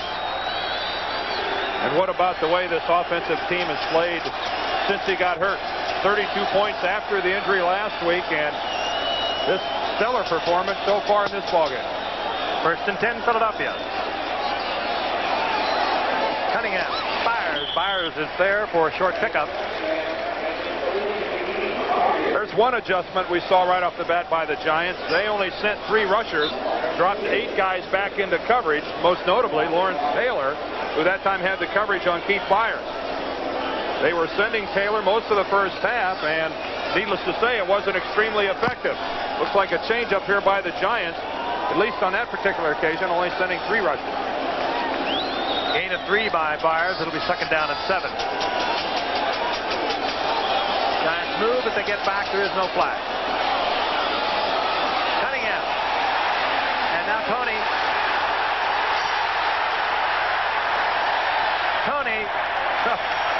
Taking it to the right side, getting in trouble Reversing his field, he gets 17 yards and another Eagle first down on a night that it all worked for Philadelphia. I guess some nights, regardless of what you do or how many mistakes you make, it just seems to work out right. That time Eric Dorsey had about 3 or 4 yards penetration, completely blows the play at the point of attack, and somehow Anthony Toney stays on his feet and is able to reverse his field. The Giants all the way on the other side of the field really didn't have a chance to get back in the play. I mean, that's a play that easily could have lost 8, 9, 10 yards for Philadelphia and ends up being a big gainer. 45-yard line for the Eagles, 1st and 10. We're in the third quarter. The Eagles on top, 14-3. Toney again, right side. Nothing happening. Puts the head down, finds a little gap, and will pick up 3, getting to the 49-yard line. Well, it doesn't appear that the Giants are in any better shape defensively here at the beginning of the second half than they were at the end of the first. And Bill Belichick, right there, their defensive coordinator, I'm sure is wondering, what do I go to next? But it's almost a case that no matter what they try, somehow the Eagles are coming out on top, whether by design or whether by improvisation. Look out, edges on. Lawrence Taylor finally gets to Cunningham. Before he could move out of the pocket, Taylor was there, showing all the speed that few people have at that size. Well, it was always my dream to be a linebacker and get the blitz and nobody blocked me. And that's exactly what happens right here. Easy to be all-world when you're totally free, and no one on the Eagles squad deemed it their job to block Lawrence Taylor. Jackson, the tight end, was on the move. The Eagles had their 3 wide receivers in. They were all in the pattern. So was Jackson. Just not enough people. It just doesn't count. That's got to work out. That's got to be fun, Frank. Just get that free run. One time, that's all I'd like. One time. 3rd down, 15. Cunningham comes right back. Fires it complete. Carter. And Carter to the 25-yard line. First down, Philadelphia. 34-yard pickup. Randall Cunningham sacked and comes right back with the completion. Well, they've waited since 1981 for a Monday night game in Philadelphia, and somehow I think the fans are going to say it was worth the wait. Again, look at the protection inside. The Eagle offensive line just shutting down the Giants up front. Chris Carter, a good route, but the throw was right there. And again, I hate to beat on this 1 point, but the Giants defensively, it's been a while since I've seen them this ineffective at rushing the quarterback or in the secondary. On 1st down, Cunningham looking to the end zone. Greg Garrity well covered there. Moving over from the free safety, Terry Kennard. And of Cunningham, now over 200 yards. And I don't know whether you have heard last night or whether 3 o'clock this morning, a 29-year-old defensive back from the Atlanta Falcons, David Crudip, died in a tragic death. The preliminary toxicology result from a private lab indicates a possible drug-related cause of death. The ultimate cause of death was cardiac arrest. The NFL issued a statement. This type of personal tragedy only underscores the need for all of us in professional sports, clubs, players, and the league offices to continue to do everything we can to counteract the influence and the sometimes fatal results of the illegal drug use. On 2nd down, David Crudip, backup cornerback for the Atlanta Falcons in a tragic death last night.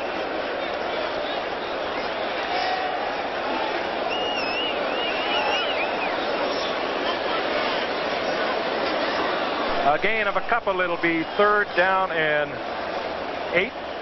Nickel group comes in for the Giants.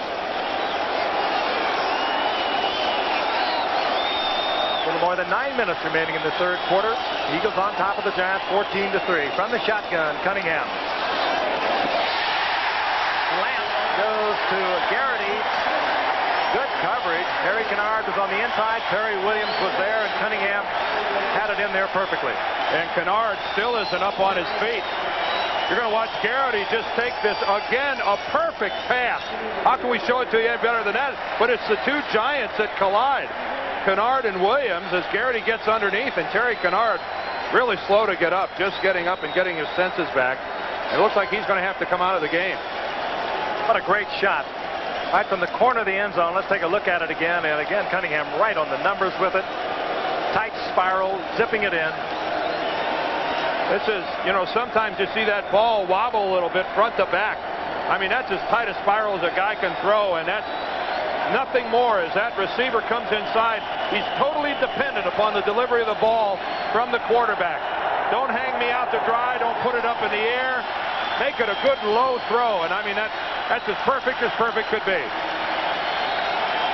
And Randall Cunningham and the Eagle offense is poised to drive a stake right into the heart of the Giants. On first down, Cunningham tries to slip through, and he's taken there by Jim Burt.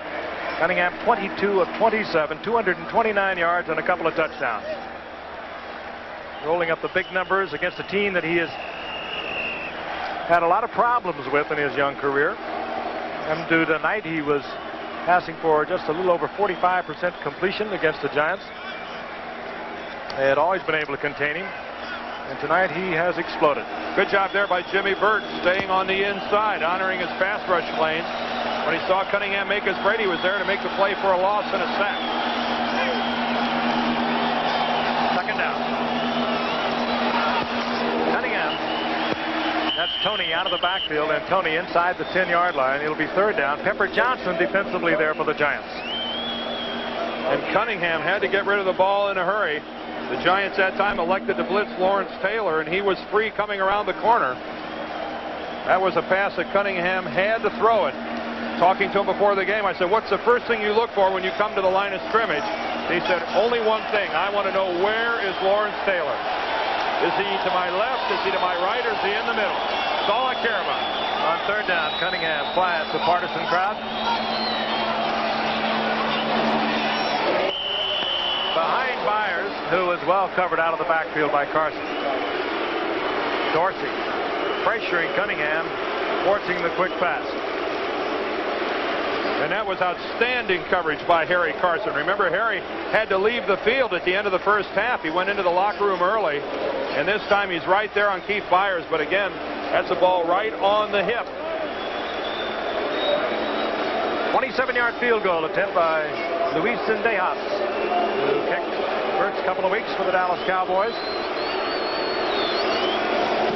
The third field goal kicker for the Eagles.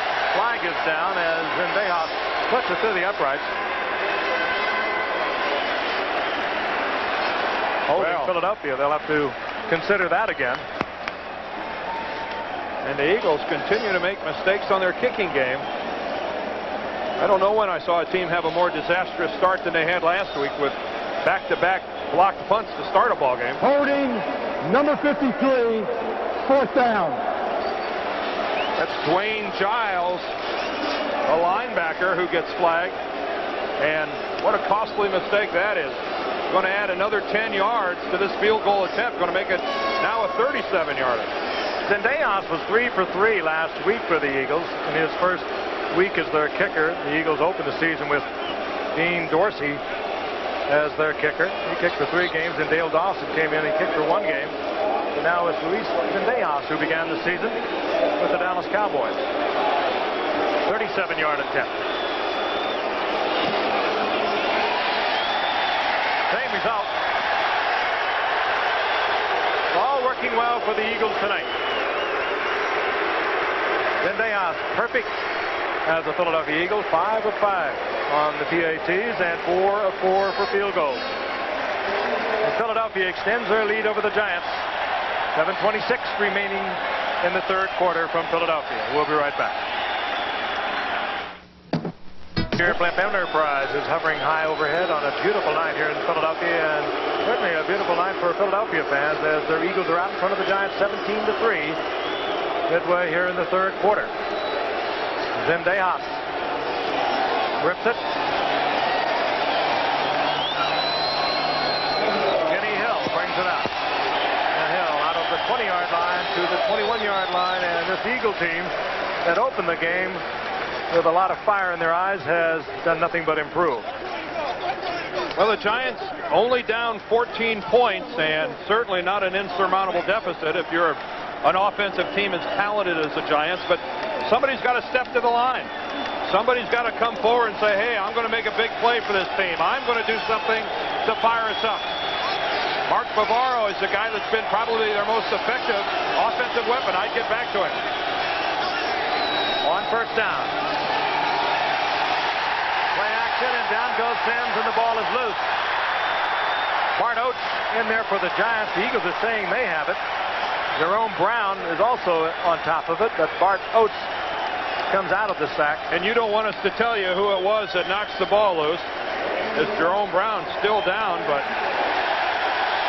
I think it's Reggie White that got in there. It was from the outside once again. And Bill Parcells all along has said my biggest problem offensively has been my play at right tackle. Let's take a look at it from down on the field. Again, it's Riesenberg working against Reggie White. He can't keep him out. And Reggie White with the right hand knocks the football loose, and the Giants were lucky to get it back. Second down, 17. Sims back. Fires almost picked off by Seth Joyner. Carson out of the backfield.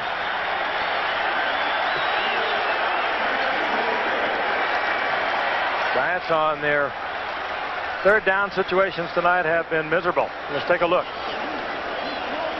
Third 15, incomplete. Third and 8, incomplete. Third and 10. They got a first down there. Third and 20, they picked up 10. And that last third and 8 was that little short arm effort by Lionel Manuel, if you want to call that an effort. Here we are again, third down, 17.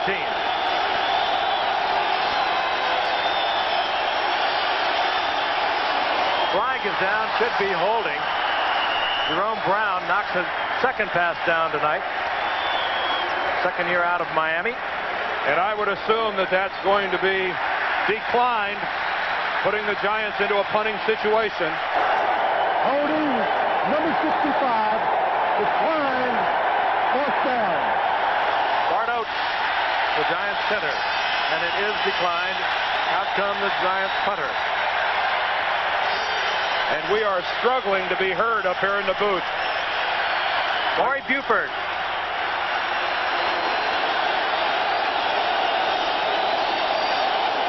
Deep Mark Konecki.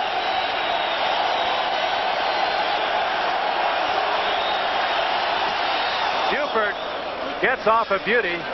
Konecki all the way back to the 34-yard line of the Eagles. Trying to get behind the wall. And down he goes at the 37-yard line.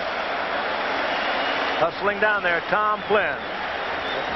51-yard punt, a 4-yard return, and the Eagles' offensive unit comes back onto the field. They've been devastated. Dierdorf, on tonight, our colleague Al Michaels is on the West Coast getting ready for the 6th game of the National League Championship Series tomorrow night. He's probably just getting there. They had to fly this afternoon from New York heading west. Well, how about it, a bunch of our cameramen and tape operators get on a bus and come down here to do the game tonight. Double duty for our fellas tonight. Thanks for the effort, guys. I thought they came in the blimp. First and 10. It's Carter. And the Eagles are pulling out the playbook. They're coming with everything. It's a fun kind of a game to play, and if you happen to be an Eagle, man, you know yourself, everything is working. It works defensively, it works offensively, and all of a sudden it almost becomes self-generating. Well, I know that Randall Cunningham has had sort of a nonchalant evening here, but I mean, this might be taking it to extremes. Oh, I'll just drop it off here and take a little walk in the park. Played pretty well by the Giants, and especially Harry Carson, who gets over there to make the play. Philadelphia better realize there's 20 minutes of football left to play here. I wouldn't get too casual.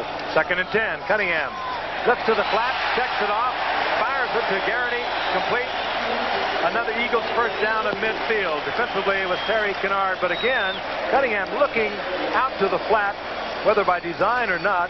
Nothing happening there. Looks upfield, finds Garrity, and drills it in there. Nice little 13-yard pickup, and Garrity, who dropped the first pass that came his way very early on in the first quarter, has been flawless like the rest of his teammates here tonight since then. And again, it's through the air that Philadelphia has just demoralized the Giants on defense. Look at that, 23 at 29.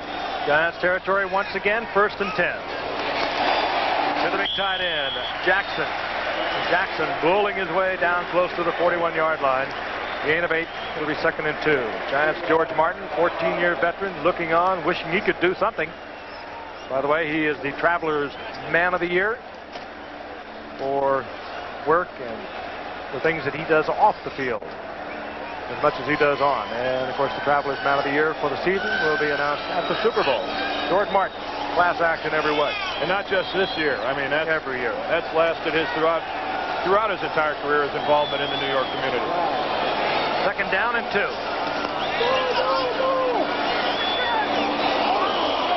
Cunningham just dumping this one off, and very risky. Jackson, by the way, now with 6 receptions coming into the night. He had 29, so he is up to 35. The NFL record for a rookie was set by Earl Cooper of the 49ers back in 1983.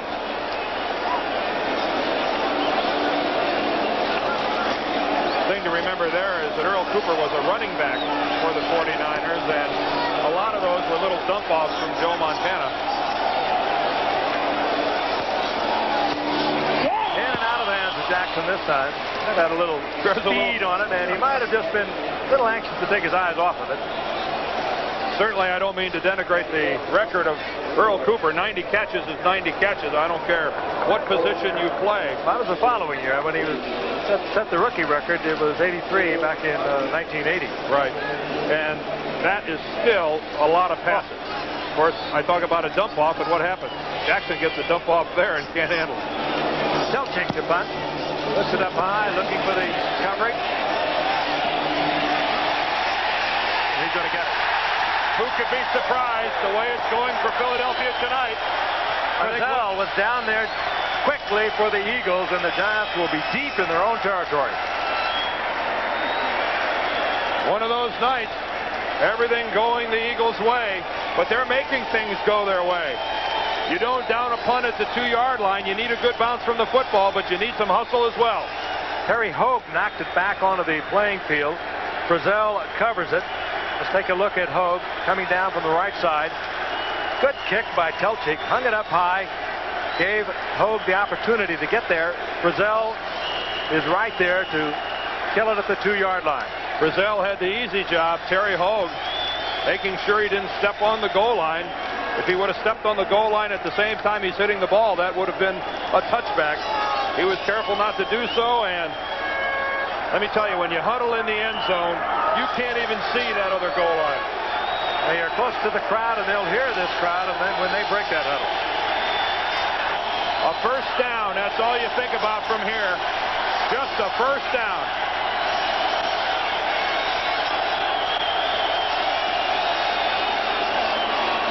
Manuel. First down and more out to the 15-yard line. They'll mark it at the 16. A late hit against Hopkins, and that should be additional yardage. That ought to move it out to the 30. Wes Hopkins came in and put the stamp on Lionel Manuel. Personal foul, number 48, 15 yards, first down. Gutsy call by the Giants from their own end zone. Manuel works to the outside. Hopkins on him from the free safety spot. There is a defensive play by Everett. Now here comes Hopkins. Well, you know, that's a lot closer than it looks like. Now, you know, that's, you know, when Wes Hopkins leaves his feet, Lionel Manuel's still in the field of play. Morris pops into the clear. Morris down the sideline to the 43-yard line, and the first time tonight the Giants have been able to break away. 26-yard pickup. Well, I talked about somebody's got to step forward and make a play, and that's exactly what's happened here. First Lionel Manuel and Phil Simms get together, and now it's Joe Morris with the Giants' longest running play of the year as he breaks to the outside up the far sideline. And boy, when you have an offensive team backed up in their own end zone, pretty tough to let them get this far down in such a short time. Giants trailing 17-3, first and 10, 43-yard line of the Eagles. Simms is back, fires to Manuel, breaks the tackle. Manuel to the 5-yard line. Wes Hopkins made the save there, but almost lost Manuel inside the 10 for 6. 38-yard pickup. 3 plays ago, the Giants were at the 2-yard line. Well, when you're a cornerback, when you come up to make the tackle on this simple out pattern, you better make it because you're all by yourself. And Eric Everett just had no shot at all on Lionel Manuel. I don't know whether he was out of position or what he was thinking. And You can't assume that that wide receiver is just going to step out of bounds. Everett in tonight for Roynell Young. Everett, a rookie out of Texas Tech. And a rookie mistake. First down, goal to go. Sims tries to time it out to Emanuel. And that time, good coverage by Everett. Again, working on Manuel. Phil Simms had no chance but to do what he did. In essence, throwing that thing away. Eric Everett played it perfectly, inside out. Good series of plays for the Giants. This could perhaps snap them out of the doldrums. They've gone the length of the field in just 4 plays. Second down, goal to go. Sims looking into the end zone again for Emanuel. And again, not bad coverage. That was the other rookie, Eric Allen, on Emanuel. And Sims had to have it in there perfectly for the completion. Well, Allen right in front of the intended receiver. What you do is when you play that coverage in front, the way Allen played it there, is you force the quarterback to go up over the top with the football. And that requires a great deal of touch, almost a perfect throw. Eric Allen had time forcing Phil Simms to make a throw he couldn't make. Giants 1 of 7 on third down. They're looking at another one. Third down, goal to go.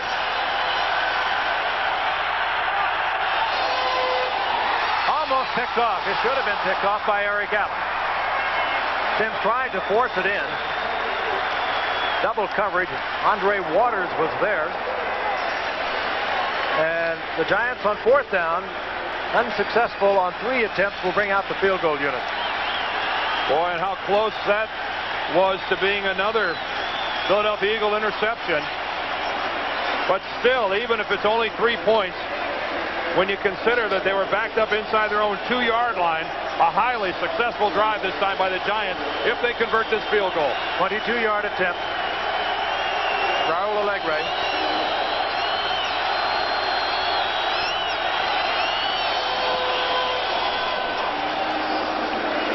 The Giants get 3 when they needed the 7.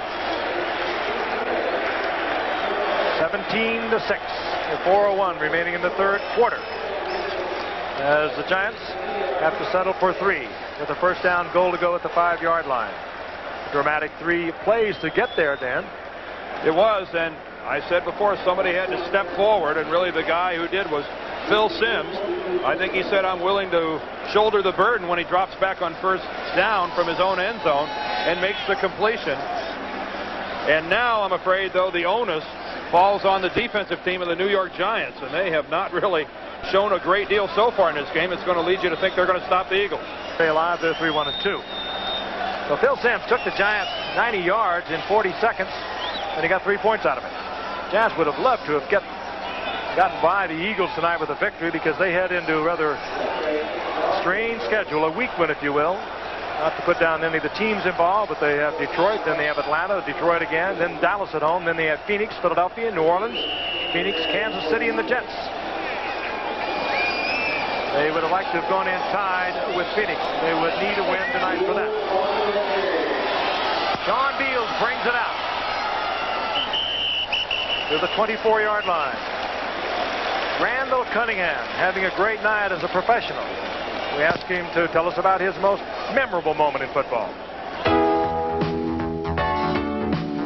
My most memorable moment was against the Washington Redskins last season. 45-yard run to the 3-yard line. At that point, I knew we were going to beat the Washington Redskins. Randall's gone to acting school, I see. You wonder about his speed. He's the fastest member of this Eagles team now with Mike Quick sideline. He runs a 4.5 40. Tony, big opening left side, and Tony, another Eagles first down to the 41-yard line. 16-yard pickup. Randall Cunningham is the fastest member of this Eagle team with Mike Quick. He said that they both ran identical 40-yard dash times this year, and they had a race-off. They ran against each other, and Randall Cunningham beat Mike Quick in the 40-yard dash. And Anthony Tony had to come out of the ballgame after that solid run off the left side. The way they're looking at him, it looks like it's a cramp, the way he's stretching out his leg. Tony gets the first down up close to the 40-yard line, and Cunningham Fires it complete once again to the big tight end, Keith Jackson. A lot of excitement in Philadelphia leading up to this first Monday night game in 7 years. They used to be annually on the schedule, and then things kind of slid backwards for the Philadelphia Eagles, and Buddy Ryan came in 3 years ago. Said he had turned it around prior to the start of the season, said we're going to have a playoff team here. Look at that. 42 consecutive games below 400 yards. They already have 323 tonight. If they keep going on their pace, they'll break 400 easily. Those 42 games all against the New York Giants. That goes back a long way. Second down and 4. Jackson right at the line of scrimmage. The ball comes loose. Oh, what a play by Keith Byers. What a play by Byers to get back that football. That was in the hands and in the bank for the Giants, and he took it away. Boy, what a play that time by Keith Byers after Keith Jackson, after making the catch, turns it over. Keith Jackson got into all kinds of trouble. Up tight on him was Kenny Hill, the strong safety, and they are covering him with Kenny Hill all the way tonight. But Kenny Hill doesn't go down after the football. I don't know what he's thinking about. He stays up on his feet trying to pick it up. And while he was trying to make that move, Byers went down, got dirty, and picked it up. Third down, 3. This is Haddix, former first-round draft pick, and Jim Burt puts it to Haddix. And the Eagles will have to punt away. Nice play by Jim Burt. That's a nose tackles play. Read what's going on in the middle. Stay at home. Wait for a guy to cut back into your territory. And again, Jim Burt, you know, he made the big play against the Redskins, forcing a field goal situation. Comes up and makes another one here, not allowing a first down. First opening Monday night game, he had that interception for a touchdown. Telchik hangs it up. McConkey calls for, makes the fair catch at the 25-yard line. Telchik not getting out of that what he wanted, a 26-yard effort, and the Giants will have the football at their own 25-yard line. 1 minute remaining in the third quarter. The Giants down 17-6. The Enterprise was up at Shea Stadium in New York this afternoon, and along with a lot of members of our crew tonight, our technicians, cameramen, etc., have struck down to Philadelphia and hovering high overhead. First down, 10. Morris out over the 30, close to the 38-yard line. You sense the Giants, Frank, moving the ball offensively with a little more authority. Certainly the most intensity they've shown so far this game. Well, they have shown they can move it quickly. They went 90 yards in 3 plays and then faltered at the 5-yard line, had to take 3 yards, but they can move. There's Bill Belichick, the defensive coordinator, saying, settle down, guys. We're still in this thing. Down 17-6. Let's cut them off if we can. Morris got 9, second down and 1. And Morris gets the first down out over the 35 to the 36. I'm surprised the Giants that time, with second and short yardage, didn't attempt to go up over the top with some sort of a big play. Bart Starr would have gone for the long one on that one, Frank. Oh, the good old days. And the Giants will let the time expire here in the third quarter. Phil Simms has already moved over to the sideline. And we'll be returning to Veterans Stadium after this message about an upcoming show on ABC, and then we'll have a word from your local station. Stay with us. More action coming. Well, maybe not all because of Cunningham, but he certainly represents a major turnaround in the Philadelphia Eagles franchise. Giants far from out of it at 17-6 with the fourth quarter now beginning. First and 10 at their own 36-yard line. Morris took his eyes off the football, upended by Eric Everett. It'll be second down and 10. That's a good throw by Phil Simms, and Frank, you're right. He just took his eye off the ball. A pretty clean game from a turnover standpoint. The only one, the interception by Frizzell, that thwarted a Giant scoring opportunity, but the Eagles with the 326 yards, 234 by the arm of Randall Cunningham. And 90 of those Giants yards came in 3 plays just a while ago. Their last drive. Second down and 10. Morris again. Morris breaks 1 tackle. Powers his way out to the 43-yard line. short of a first down. It'll be third down and a long 2. And I think you're seeing something there. The Giants staying on the ground, running the football. I think you're seeing a team that knows that there's still plenty of time to get a score. They're in this ball game all the way. They're not going to feel that they have to put the football in the air every play, and Joe Morris has to go over and fix a flat tire. Now Morris is coming out because the Giants, with the mark, have a third down and 3, and they bring in their third wide receiver. Safety Robinson comes in, Baker is in, along with Manuel. And I don't think Phil Simms can. Bart Oates wants him up underneath the center. Adams on a draw play. And short of the first down, I think, upended by Andre Waters on a good tackle, and it's going to be very close. He may get the Giants. He may get it, Frank, with that spot. And if he does not get it, it will be decision time. At 17-6, a lot of time remaining. We'll bring out the sticks and take a look. It looked like Bart Oates was waving to Phil Simms to get him up underneath the center. In a situation like that, in the shotgun formation, the linemen have a tough time hearing the quarterback call the signals when the crowd is making so much noise. But Simms knew he had to run that play out of the shotgun. It's the only way he could get the handoff to Adams. By that much.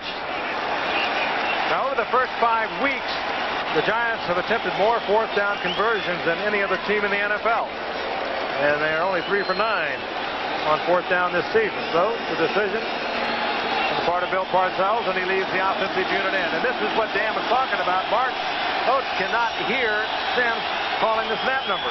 But Phil Simms is saying, Bart, I can't run the play that was called unless I'm back in the shotgun. You're just going to have to go ahead and snap it. Here's a fourth down play.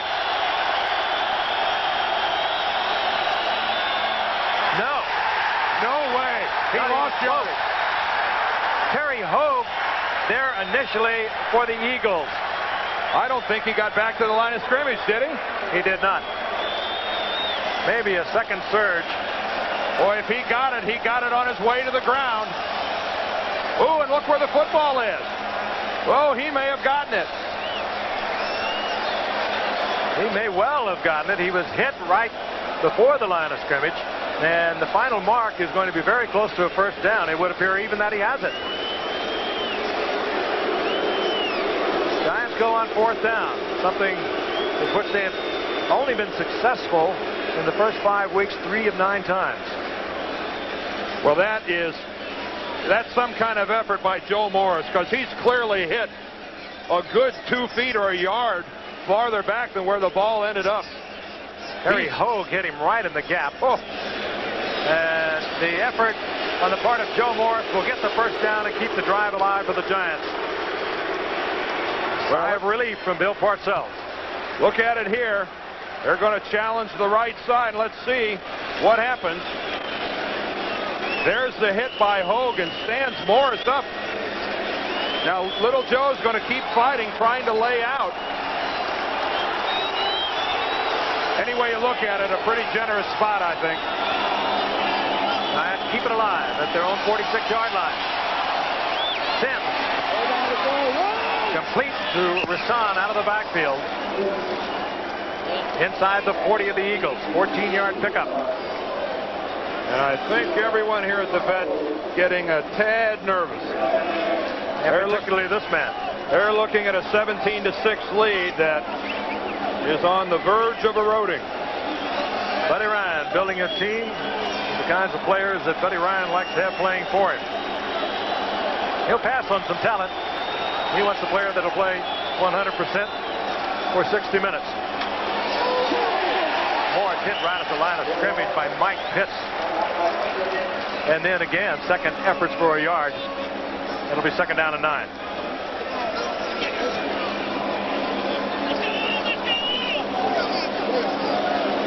We're in the fourth quarter.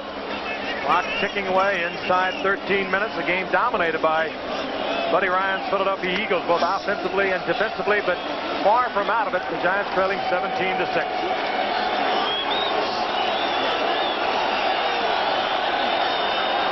On the move. Simms. Mowat. 6. Zeke Mowat.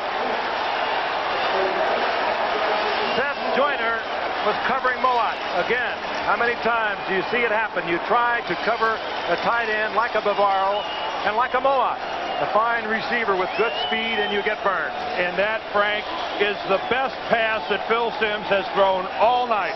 You talk about touch. Look at the way he lofts this over the top of Seth Joyner, who is right with Mark Bavaro all the way. Look how he has to loft the ball, drop it in over the top of Bavaro. That's a world-class throw by Phil Simms. And got the double team on Reggie White. Got the time, put it in the air, and the Giants draw closer. The first catch tonight for Zeke Moat. And Allegre puts it through. Giants trail 17-13. There it is. Timed out beautifully over the outstretched arms of Seth Joyner into the arms of Zeke Moat. Sixth reception of the season. A Giants touchdown from 38 yards out. 75-yard drive. That's his first touchdown catch of the year for Big Zeke. Allegre hangs it high and taken by Sean Beals, a rookie from Idaho State. Let's look again at the touchdown catch. Here's Zeke Moat, covered here by Seth Joyner. Watch him go here and watch Simms loft it up over the top. But watch the mistake by Eric Everett as he comes in and knocks Joyner off of the play. Everett's going to drop off of his coverage at the top. Now look at this pass. Phil Simms sees Joyner with the good coverage underneath. But here comes Everett. He's going to knock down Joyner and allow Moat just to walk into the end zone. But it all started with a tremendous pass by Phil Simms. The Eagles, their own 20-yard line. Their lead now cut 17-13. Cunningham drills it into Chris Carter. 12-yard pickup. And a first down for Philadelphia. And I think that's what the Eagles have to do. They were successful in the first half, throwing on first down. You have to protect a 4-point lead. This is no time to get away from it. Carter, 4 receptions on the night. And Randall Cunningham having a spectacular night. But this one is far from put away. Cunningham again. Trips coming away from the center. May have had his foot stepped on as he pulled away from the center. It happens quite frequently. The center will step back to make a block, or the guard will step back, and nevertheless they will get 4 yards out of it. It shouldn't happen this frequently. Randall Cunningham gets stepped on by his left guard, David Alexander, and somehow this guy keeps going and hands the ball off. A Herculean effort tonight by Randall Cunningham. I wonder how many quarterbacks would have dropped right there. Oh, yeah, let's suffice to say the vast majority. Yeah, how many quarterbacks in the NFL? That's how many. Second down and 6. What could have been a loss turned into a 4-yard gainer. Myers breaking tackles out over the 41-yard line. Close to a first down, but just short. Carl Banks getting fired up down there. He's pushing and shoving a couple of the Eagles around. Carl's really upset about something. I don't know if he felt he was held or whatever. That's spotlight number 56. What's this guy's name again? Taylor. That's it. Lawrence Taylor. Reading the play, reacting, getting back to the inside, making the tackle on Keith Byers. Less than a yard for the first down.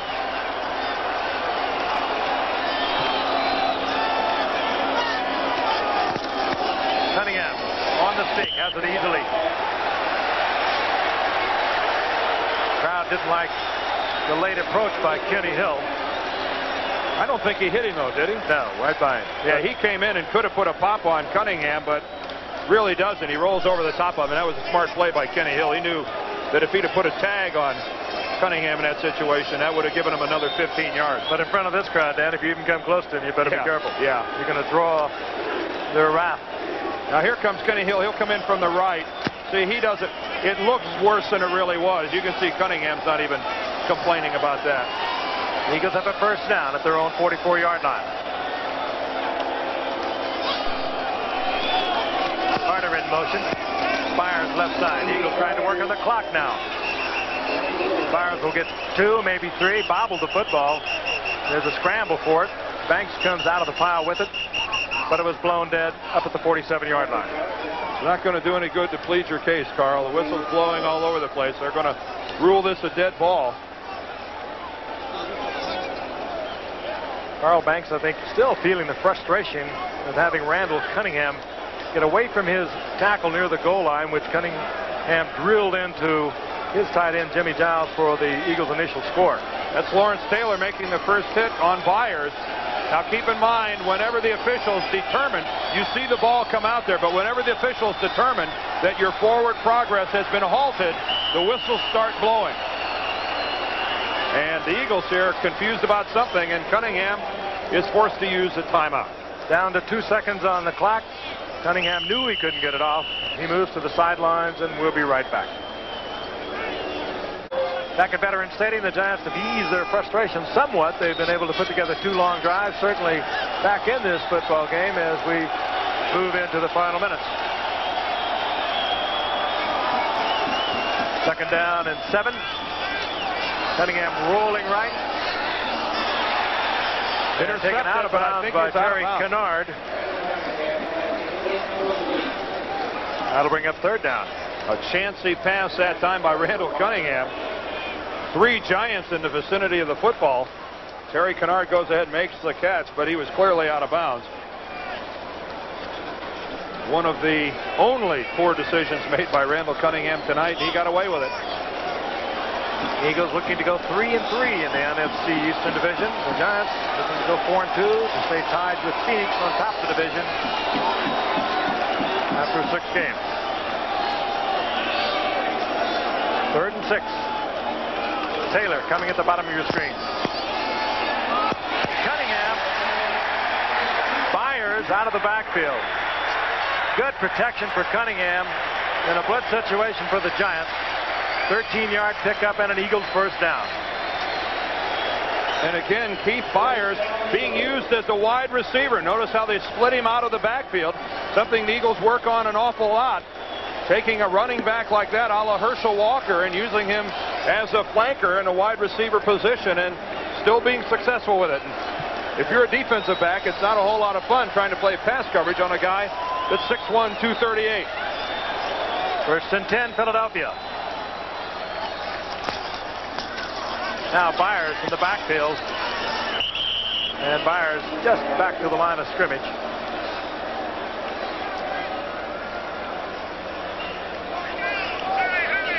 Eagles have a time-consuming drive of their own underway. How about that? 13 Buckeyes to gain 1,000 yards in the NFL. Byers has been working hard tonight, both as a receiver out of the backfield, a wide receiver, and as a running back. I blocked the ball 5 times for 12 yards, but he's had 9 receptions for 77 yards. I blocked for one of those guys, Jim Otis in St. Louis. 2nd down and 11. Cunningham, the big tight end. Jackson once again. To the 36-yard line. And by the way, with that catch, Keith Jackson has just taken over the NFL lead in receptions from Roger Craig. Craig had 37 after yesterday's action. For the season now, Keith Jackson, that's number 38. So it's something to be starting as a rookie in the National Football League, but now after the 6th weekend of the season, Keith Jackson is the NFL leader in receptions to boot. That's this kid is 9 of them tonight, as does Byers.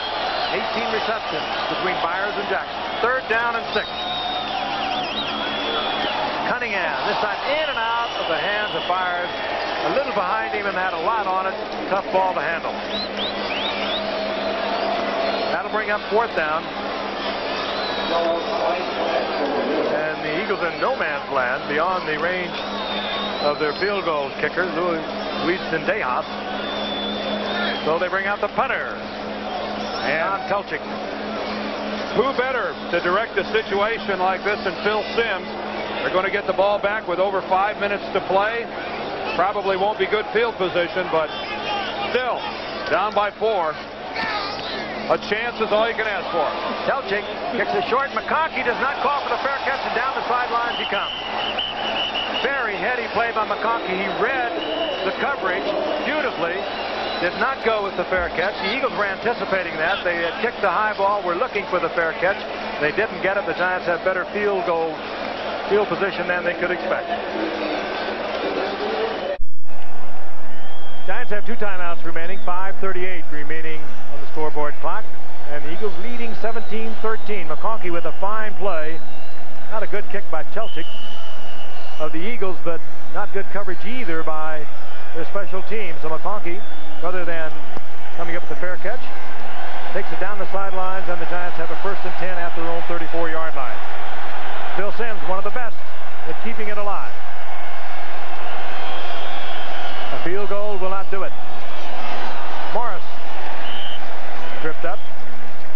It's out over the 35-yard line, near the 37-yard line. Gain of 3. It'll be 2nd down and 7.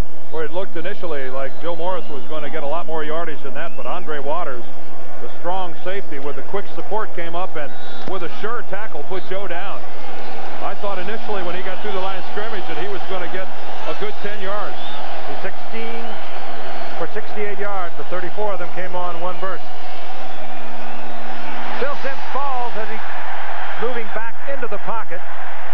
He, I think, was stepped on. I think Bart Oates, the center, might have been driven back by Reggie White. I think that's what happened. What a disruptive force, Reggie White. He's over the center, lined up as a nose tackle, and I think he drives Bart Oates all the way back into Phil Simms. There's Oates, number 65. Watch the feet. And there it is. Yeah, his left foot steps right on Phil Simms, and it's all because of Reggie White, who's been relatively quiet here in the second half. That was a loss of 8 yards. 3rd down, 15. Simms. Bavaro. Simms chased out of the pocket, kept his cool, gets the ball perfectly to Bavaro, who was well covered. Dumped it right over Wes Hopkins, and Bavaro gets the Giants' 1st down on a 33-yard pickup inside the 40 of the Philadelphia Eagles. And Reggie White coming in from the left, so close to making the play on Simms. Phil senses his coming, steps up and lofts just again a perfect touch pass to Mark Bavaro. The coverage by Hopkins not all that bad, but another perfect throw from Simms. And look at this, inside the 40. Bavaro, 6 receptions, 121 yards. He's back. Morris squirts to the 33-yard line. Inside 5 minutes. Clock ticking away at 4:10 remaining in the game. Each club with a pair of timeouts remaining, but keep in mind a field goal doesn't really do the Giants a whole lot of good. They're down by 4, 17-13. They need to get in the end zone. Baker is right, number 85. Manuel to the left, number 86. 2nd down and 7. Morris turns to the inside, runs into his own man, running into Baker, who was trying to get in front of him for the block, and is inside the 20 with the Giants' 1st down, but that one could have gone all the way. That would have gone all the way, Frank. Stephen Baker's really trying to do his job on the outside. He's hustling to make a block, but when he comes back to the inside, Joe Morris has nobody between him and the end zone except for Stephen Baker. There's not an Eagle within 5 yards. What a block by Carson on Jerome Brown to spring Morris. Morris again. Turns back into the traffic, nothing doing there. He'll get a yard. Reichenbach there initially for the Eagles. Giants coming to life late in the game. They had a 90-yard drive. They settled for 3 there. They went 75 yards and got a touchdown out of that. And they're threatening once again. 2:45, the clock is moving. There you see. 2nd down and 10.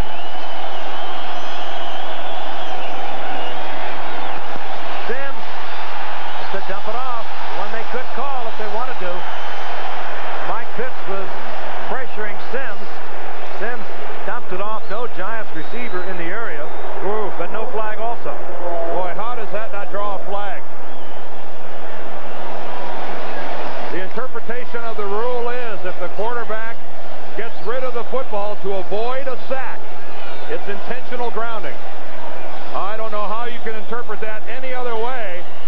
Sims got rid of the football to avoid a sack, and the Giants take a timeout, but they take a timeout because they were late getting the players on the field. They wanted to bring in their wide receivers, but the third down and long, and they have called timeout. They are now down to 1. I want to look at that again if we could, because it's not going to change. There is no Giants receiver in the area. No, I mean, there is nobody in sight. Now, Phil Simms has plenty of time initially. Now, that's Mike Pitts. But where is that ball going? I mean, you see Lionel Manuel a good 10 yards away. Smart play by Phil Simms. It's a smart play if he gets away with it, and that's what he did. Bill Parcells, of course, talking upstairs. Ron Earhart, the offensive coordinator. They're in conference. And the play passed on to Phil Simms. Otis Anderson checking into the lineup for the Giants. Good receiver, Otis Anderson, out of the backfield. Third down and 10. He had a couple years with the Cardinals where he had over 70 catches.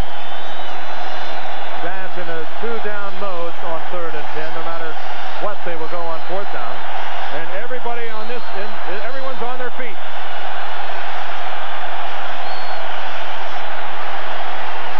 Pressure again on Simms.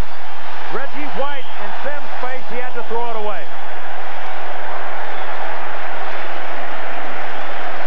I said it's difficult for young teams to put together 60 minutes of football. But Reggie White is putting together 60 minutes of football. Phil Simms had no chance whatsoever. None at all.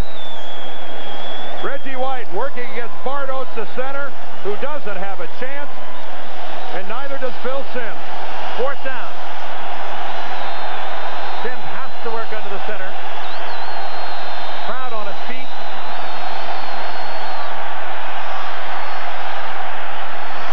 In and out of the hands of Bavaro. A perfectly thrown ball. How does he drop that? 6. How does he drop that? That's the play you want to have. You go to your big money guy. Phil Simms makes the right read, the right throw. There just wasn't a catch. It was right in there. Good protection for Simms. Bavaro, who has caught 6 balls tonight for over 120 yards, in and out of the hands of the sure-handed receiver. Again, the protection that Simms has not been getting all night. They handled Reggie White, stepped back right into the pocket, and Bavaro could not handle the perfectly thrown ball. Keep in mind here, without a first down, the Giants will get the ball back again.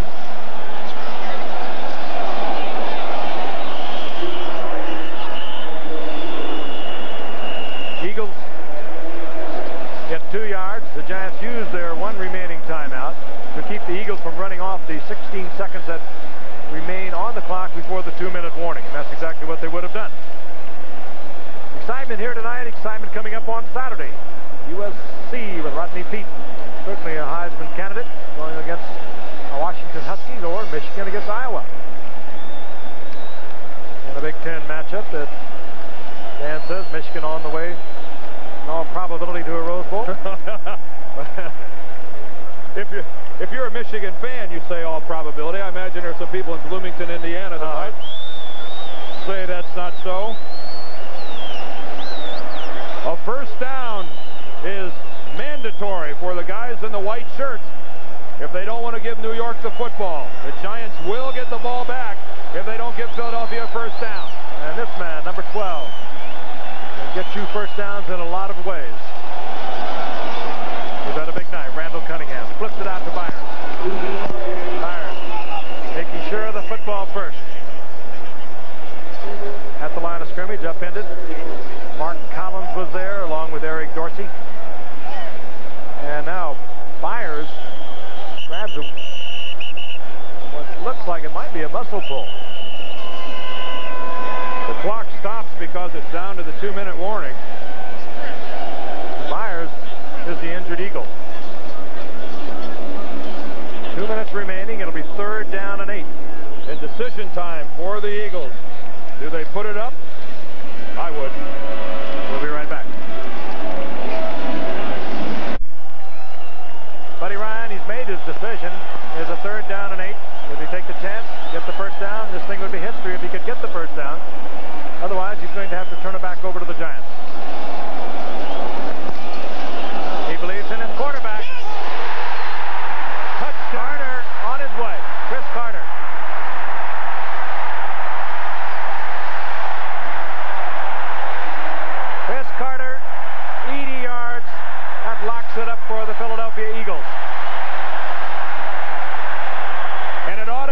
but the New York Giants didn't lose this ball game.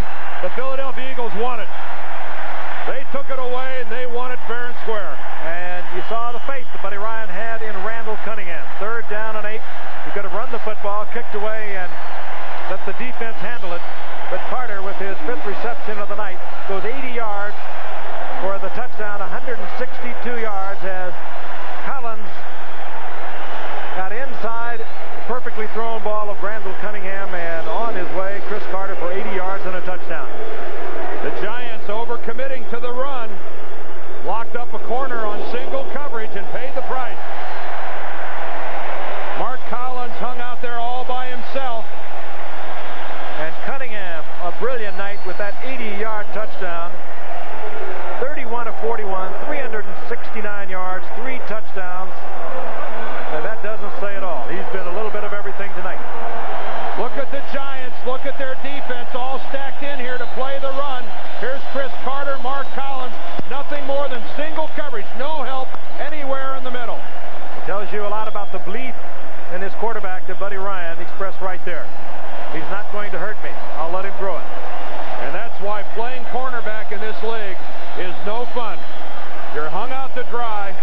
If you don't play it perfectly every down, things like that happen. And I talked at the beginning of this game about the Philadelphia Eagles, and if they wanted to move to that next plateau, they had to beat the New York Giants.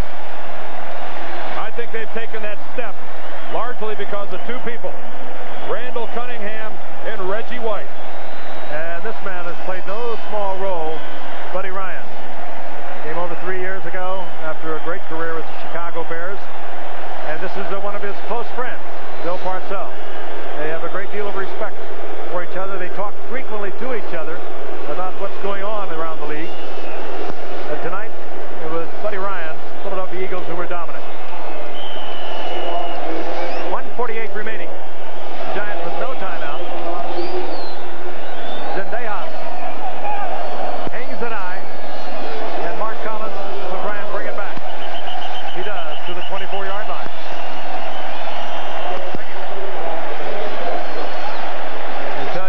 Executive producer of ABC's Monday Night Football is Jeffrey Mason, and tonight's game produced by Ken Wolf, directed by Larry Cam. Our halftime producer, Rob Biner. Our halftime associate producer, Emily Deutsch. Technical director, Joe Shavo. Our associate director, Ben Harvey. Technical manager, Gary Ricketts. Unit manager, Arthur Bodegian. Telecommunications manager, Hal Schmitz. Assistant to the producer, Bruce Clark, and Patrick McManus. Research and information, Peter Hurt. Our computer statistician, Mark Amento. On 1st down, Phil Simms is back. Screen. Otis Anderson steps out of bounds. He'll stop the clock. Also, Kelly Hayes, our designer spotter, with us tonight, along with Mike Swanson. In charge of our stats is Steve Hurd, is on the West Coast, where tomorrow night the National League Championship Series will resume. Frank, is there any truth to the rumor that's been floating around that today is our director, Larry Cam, 49th birthday? Can that possibly be true? He looks every bit of 39. We wish him happy birthday. Glad to have him back with us. And again, our crew and some of the guys went through a long day to help bring you this Monday Night Football edition. Working on the championship series. And here is Otis Anderson again. Up to the 45-yard line. They've run these last 2 passes to Otis Anderson on screens. But have you seen Reggie White, and we've got to fight, Jerome Brown, taking on someone considerably smaller? I think it's Stephen Baker, is it not? He's about the smallest man out there. 5'8", 160-pound Stephen Baker. Jerome Brown, 6'2", 288 pounds. A little over the weight match here. Yes, and that's, I think, why Jerome Brown got the pin. And I think he also got the boot. Oh, hand on the face mask. 2 hands on the face mask. I knew who's got the bigger and stronger hand. Down goes Baker.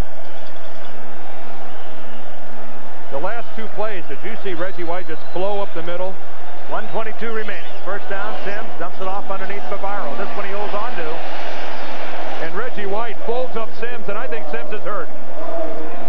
Phil Simms gets up limping as Reggie White folded up his leg. Trying to keep it alive, and now Simms is going out. There are no timeouts. Hostetler comes in. Jeff Hostetler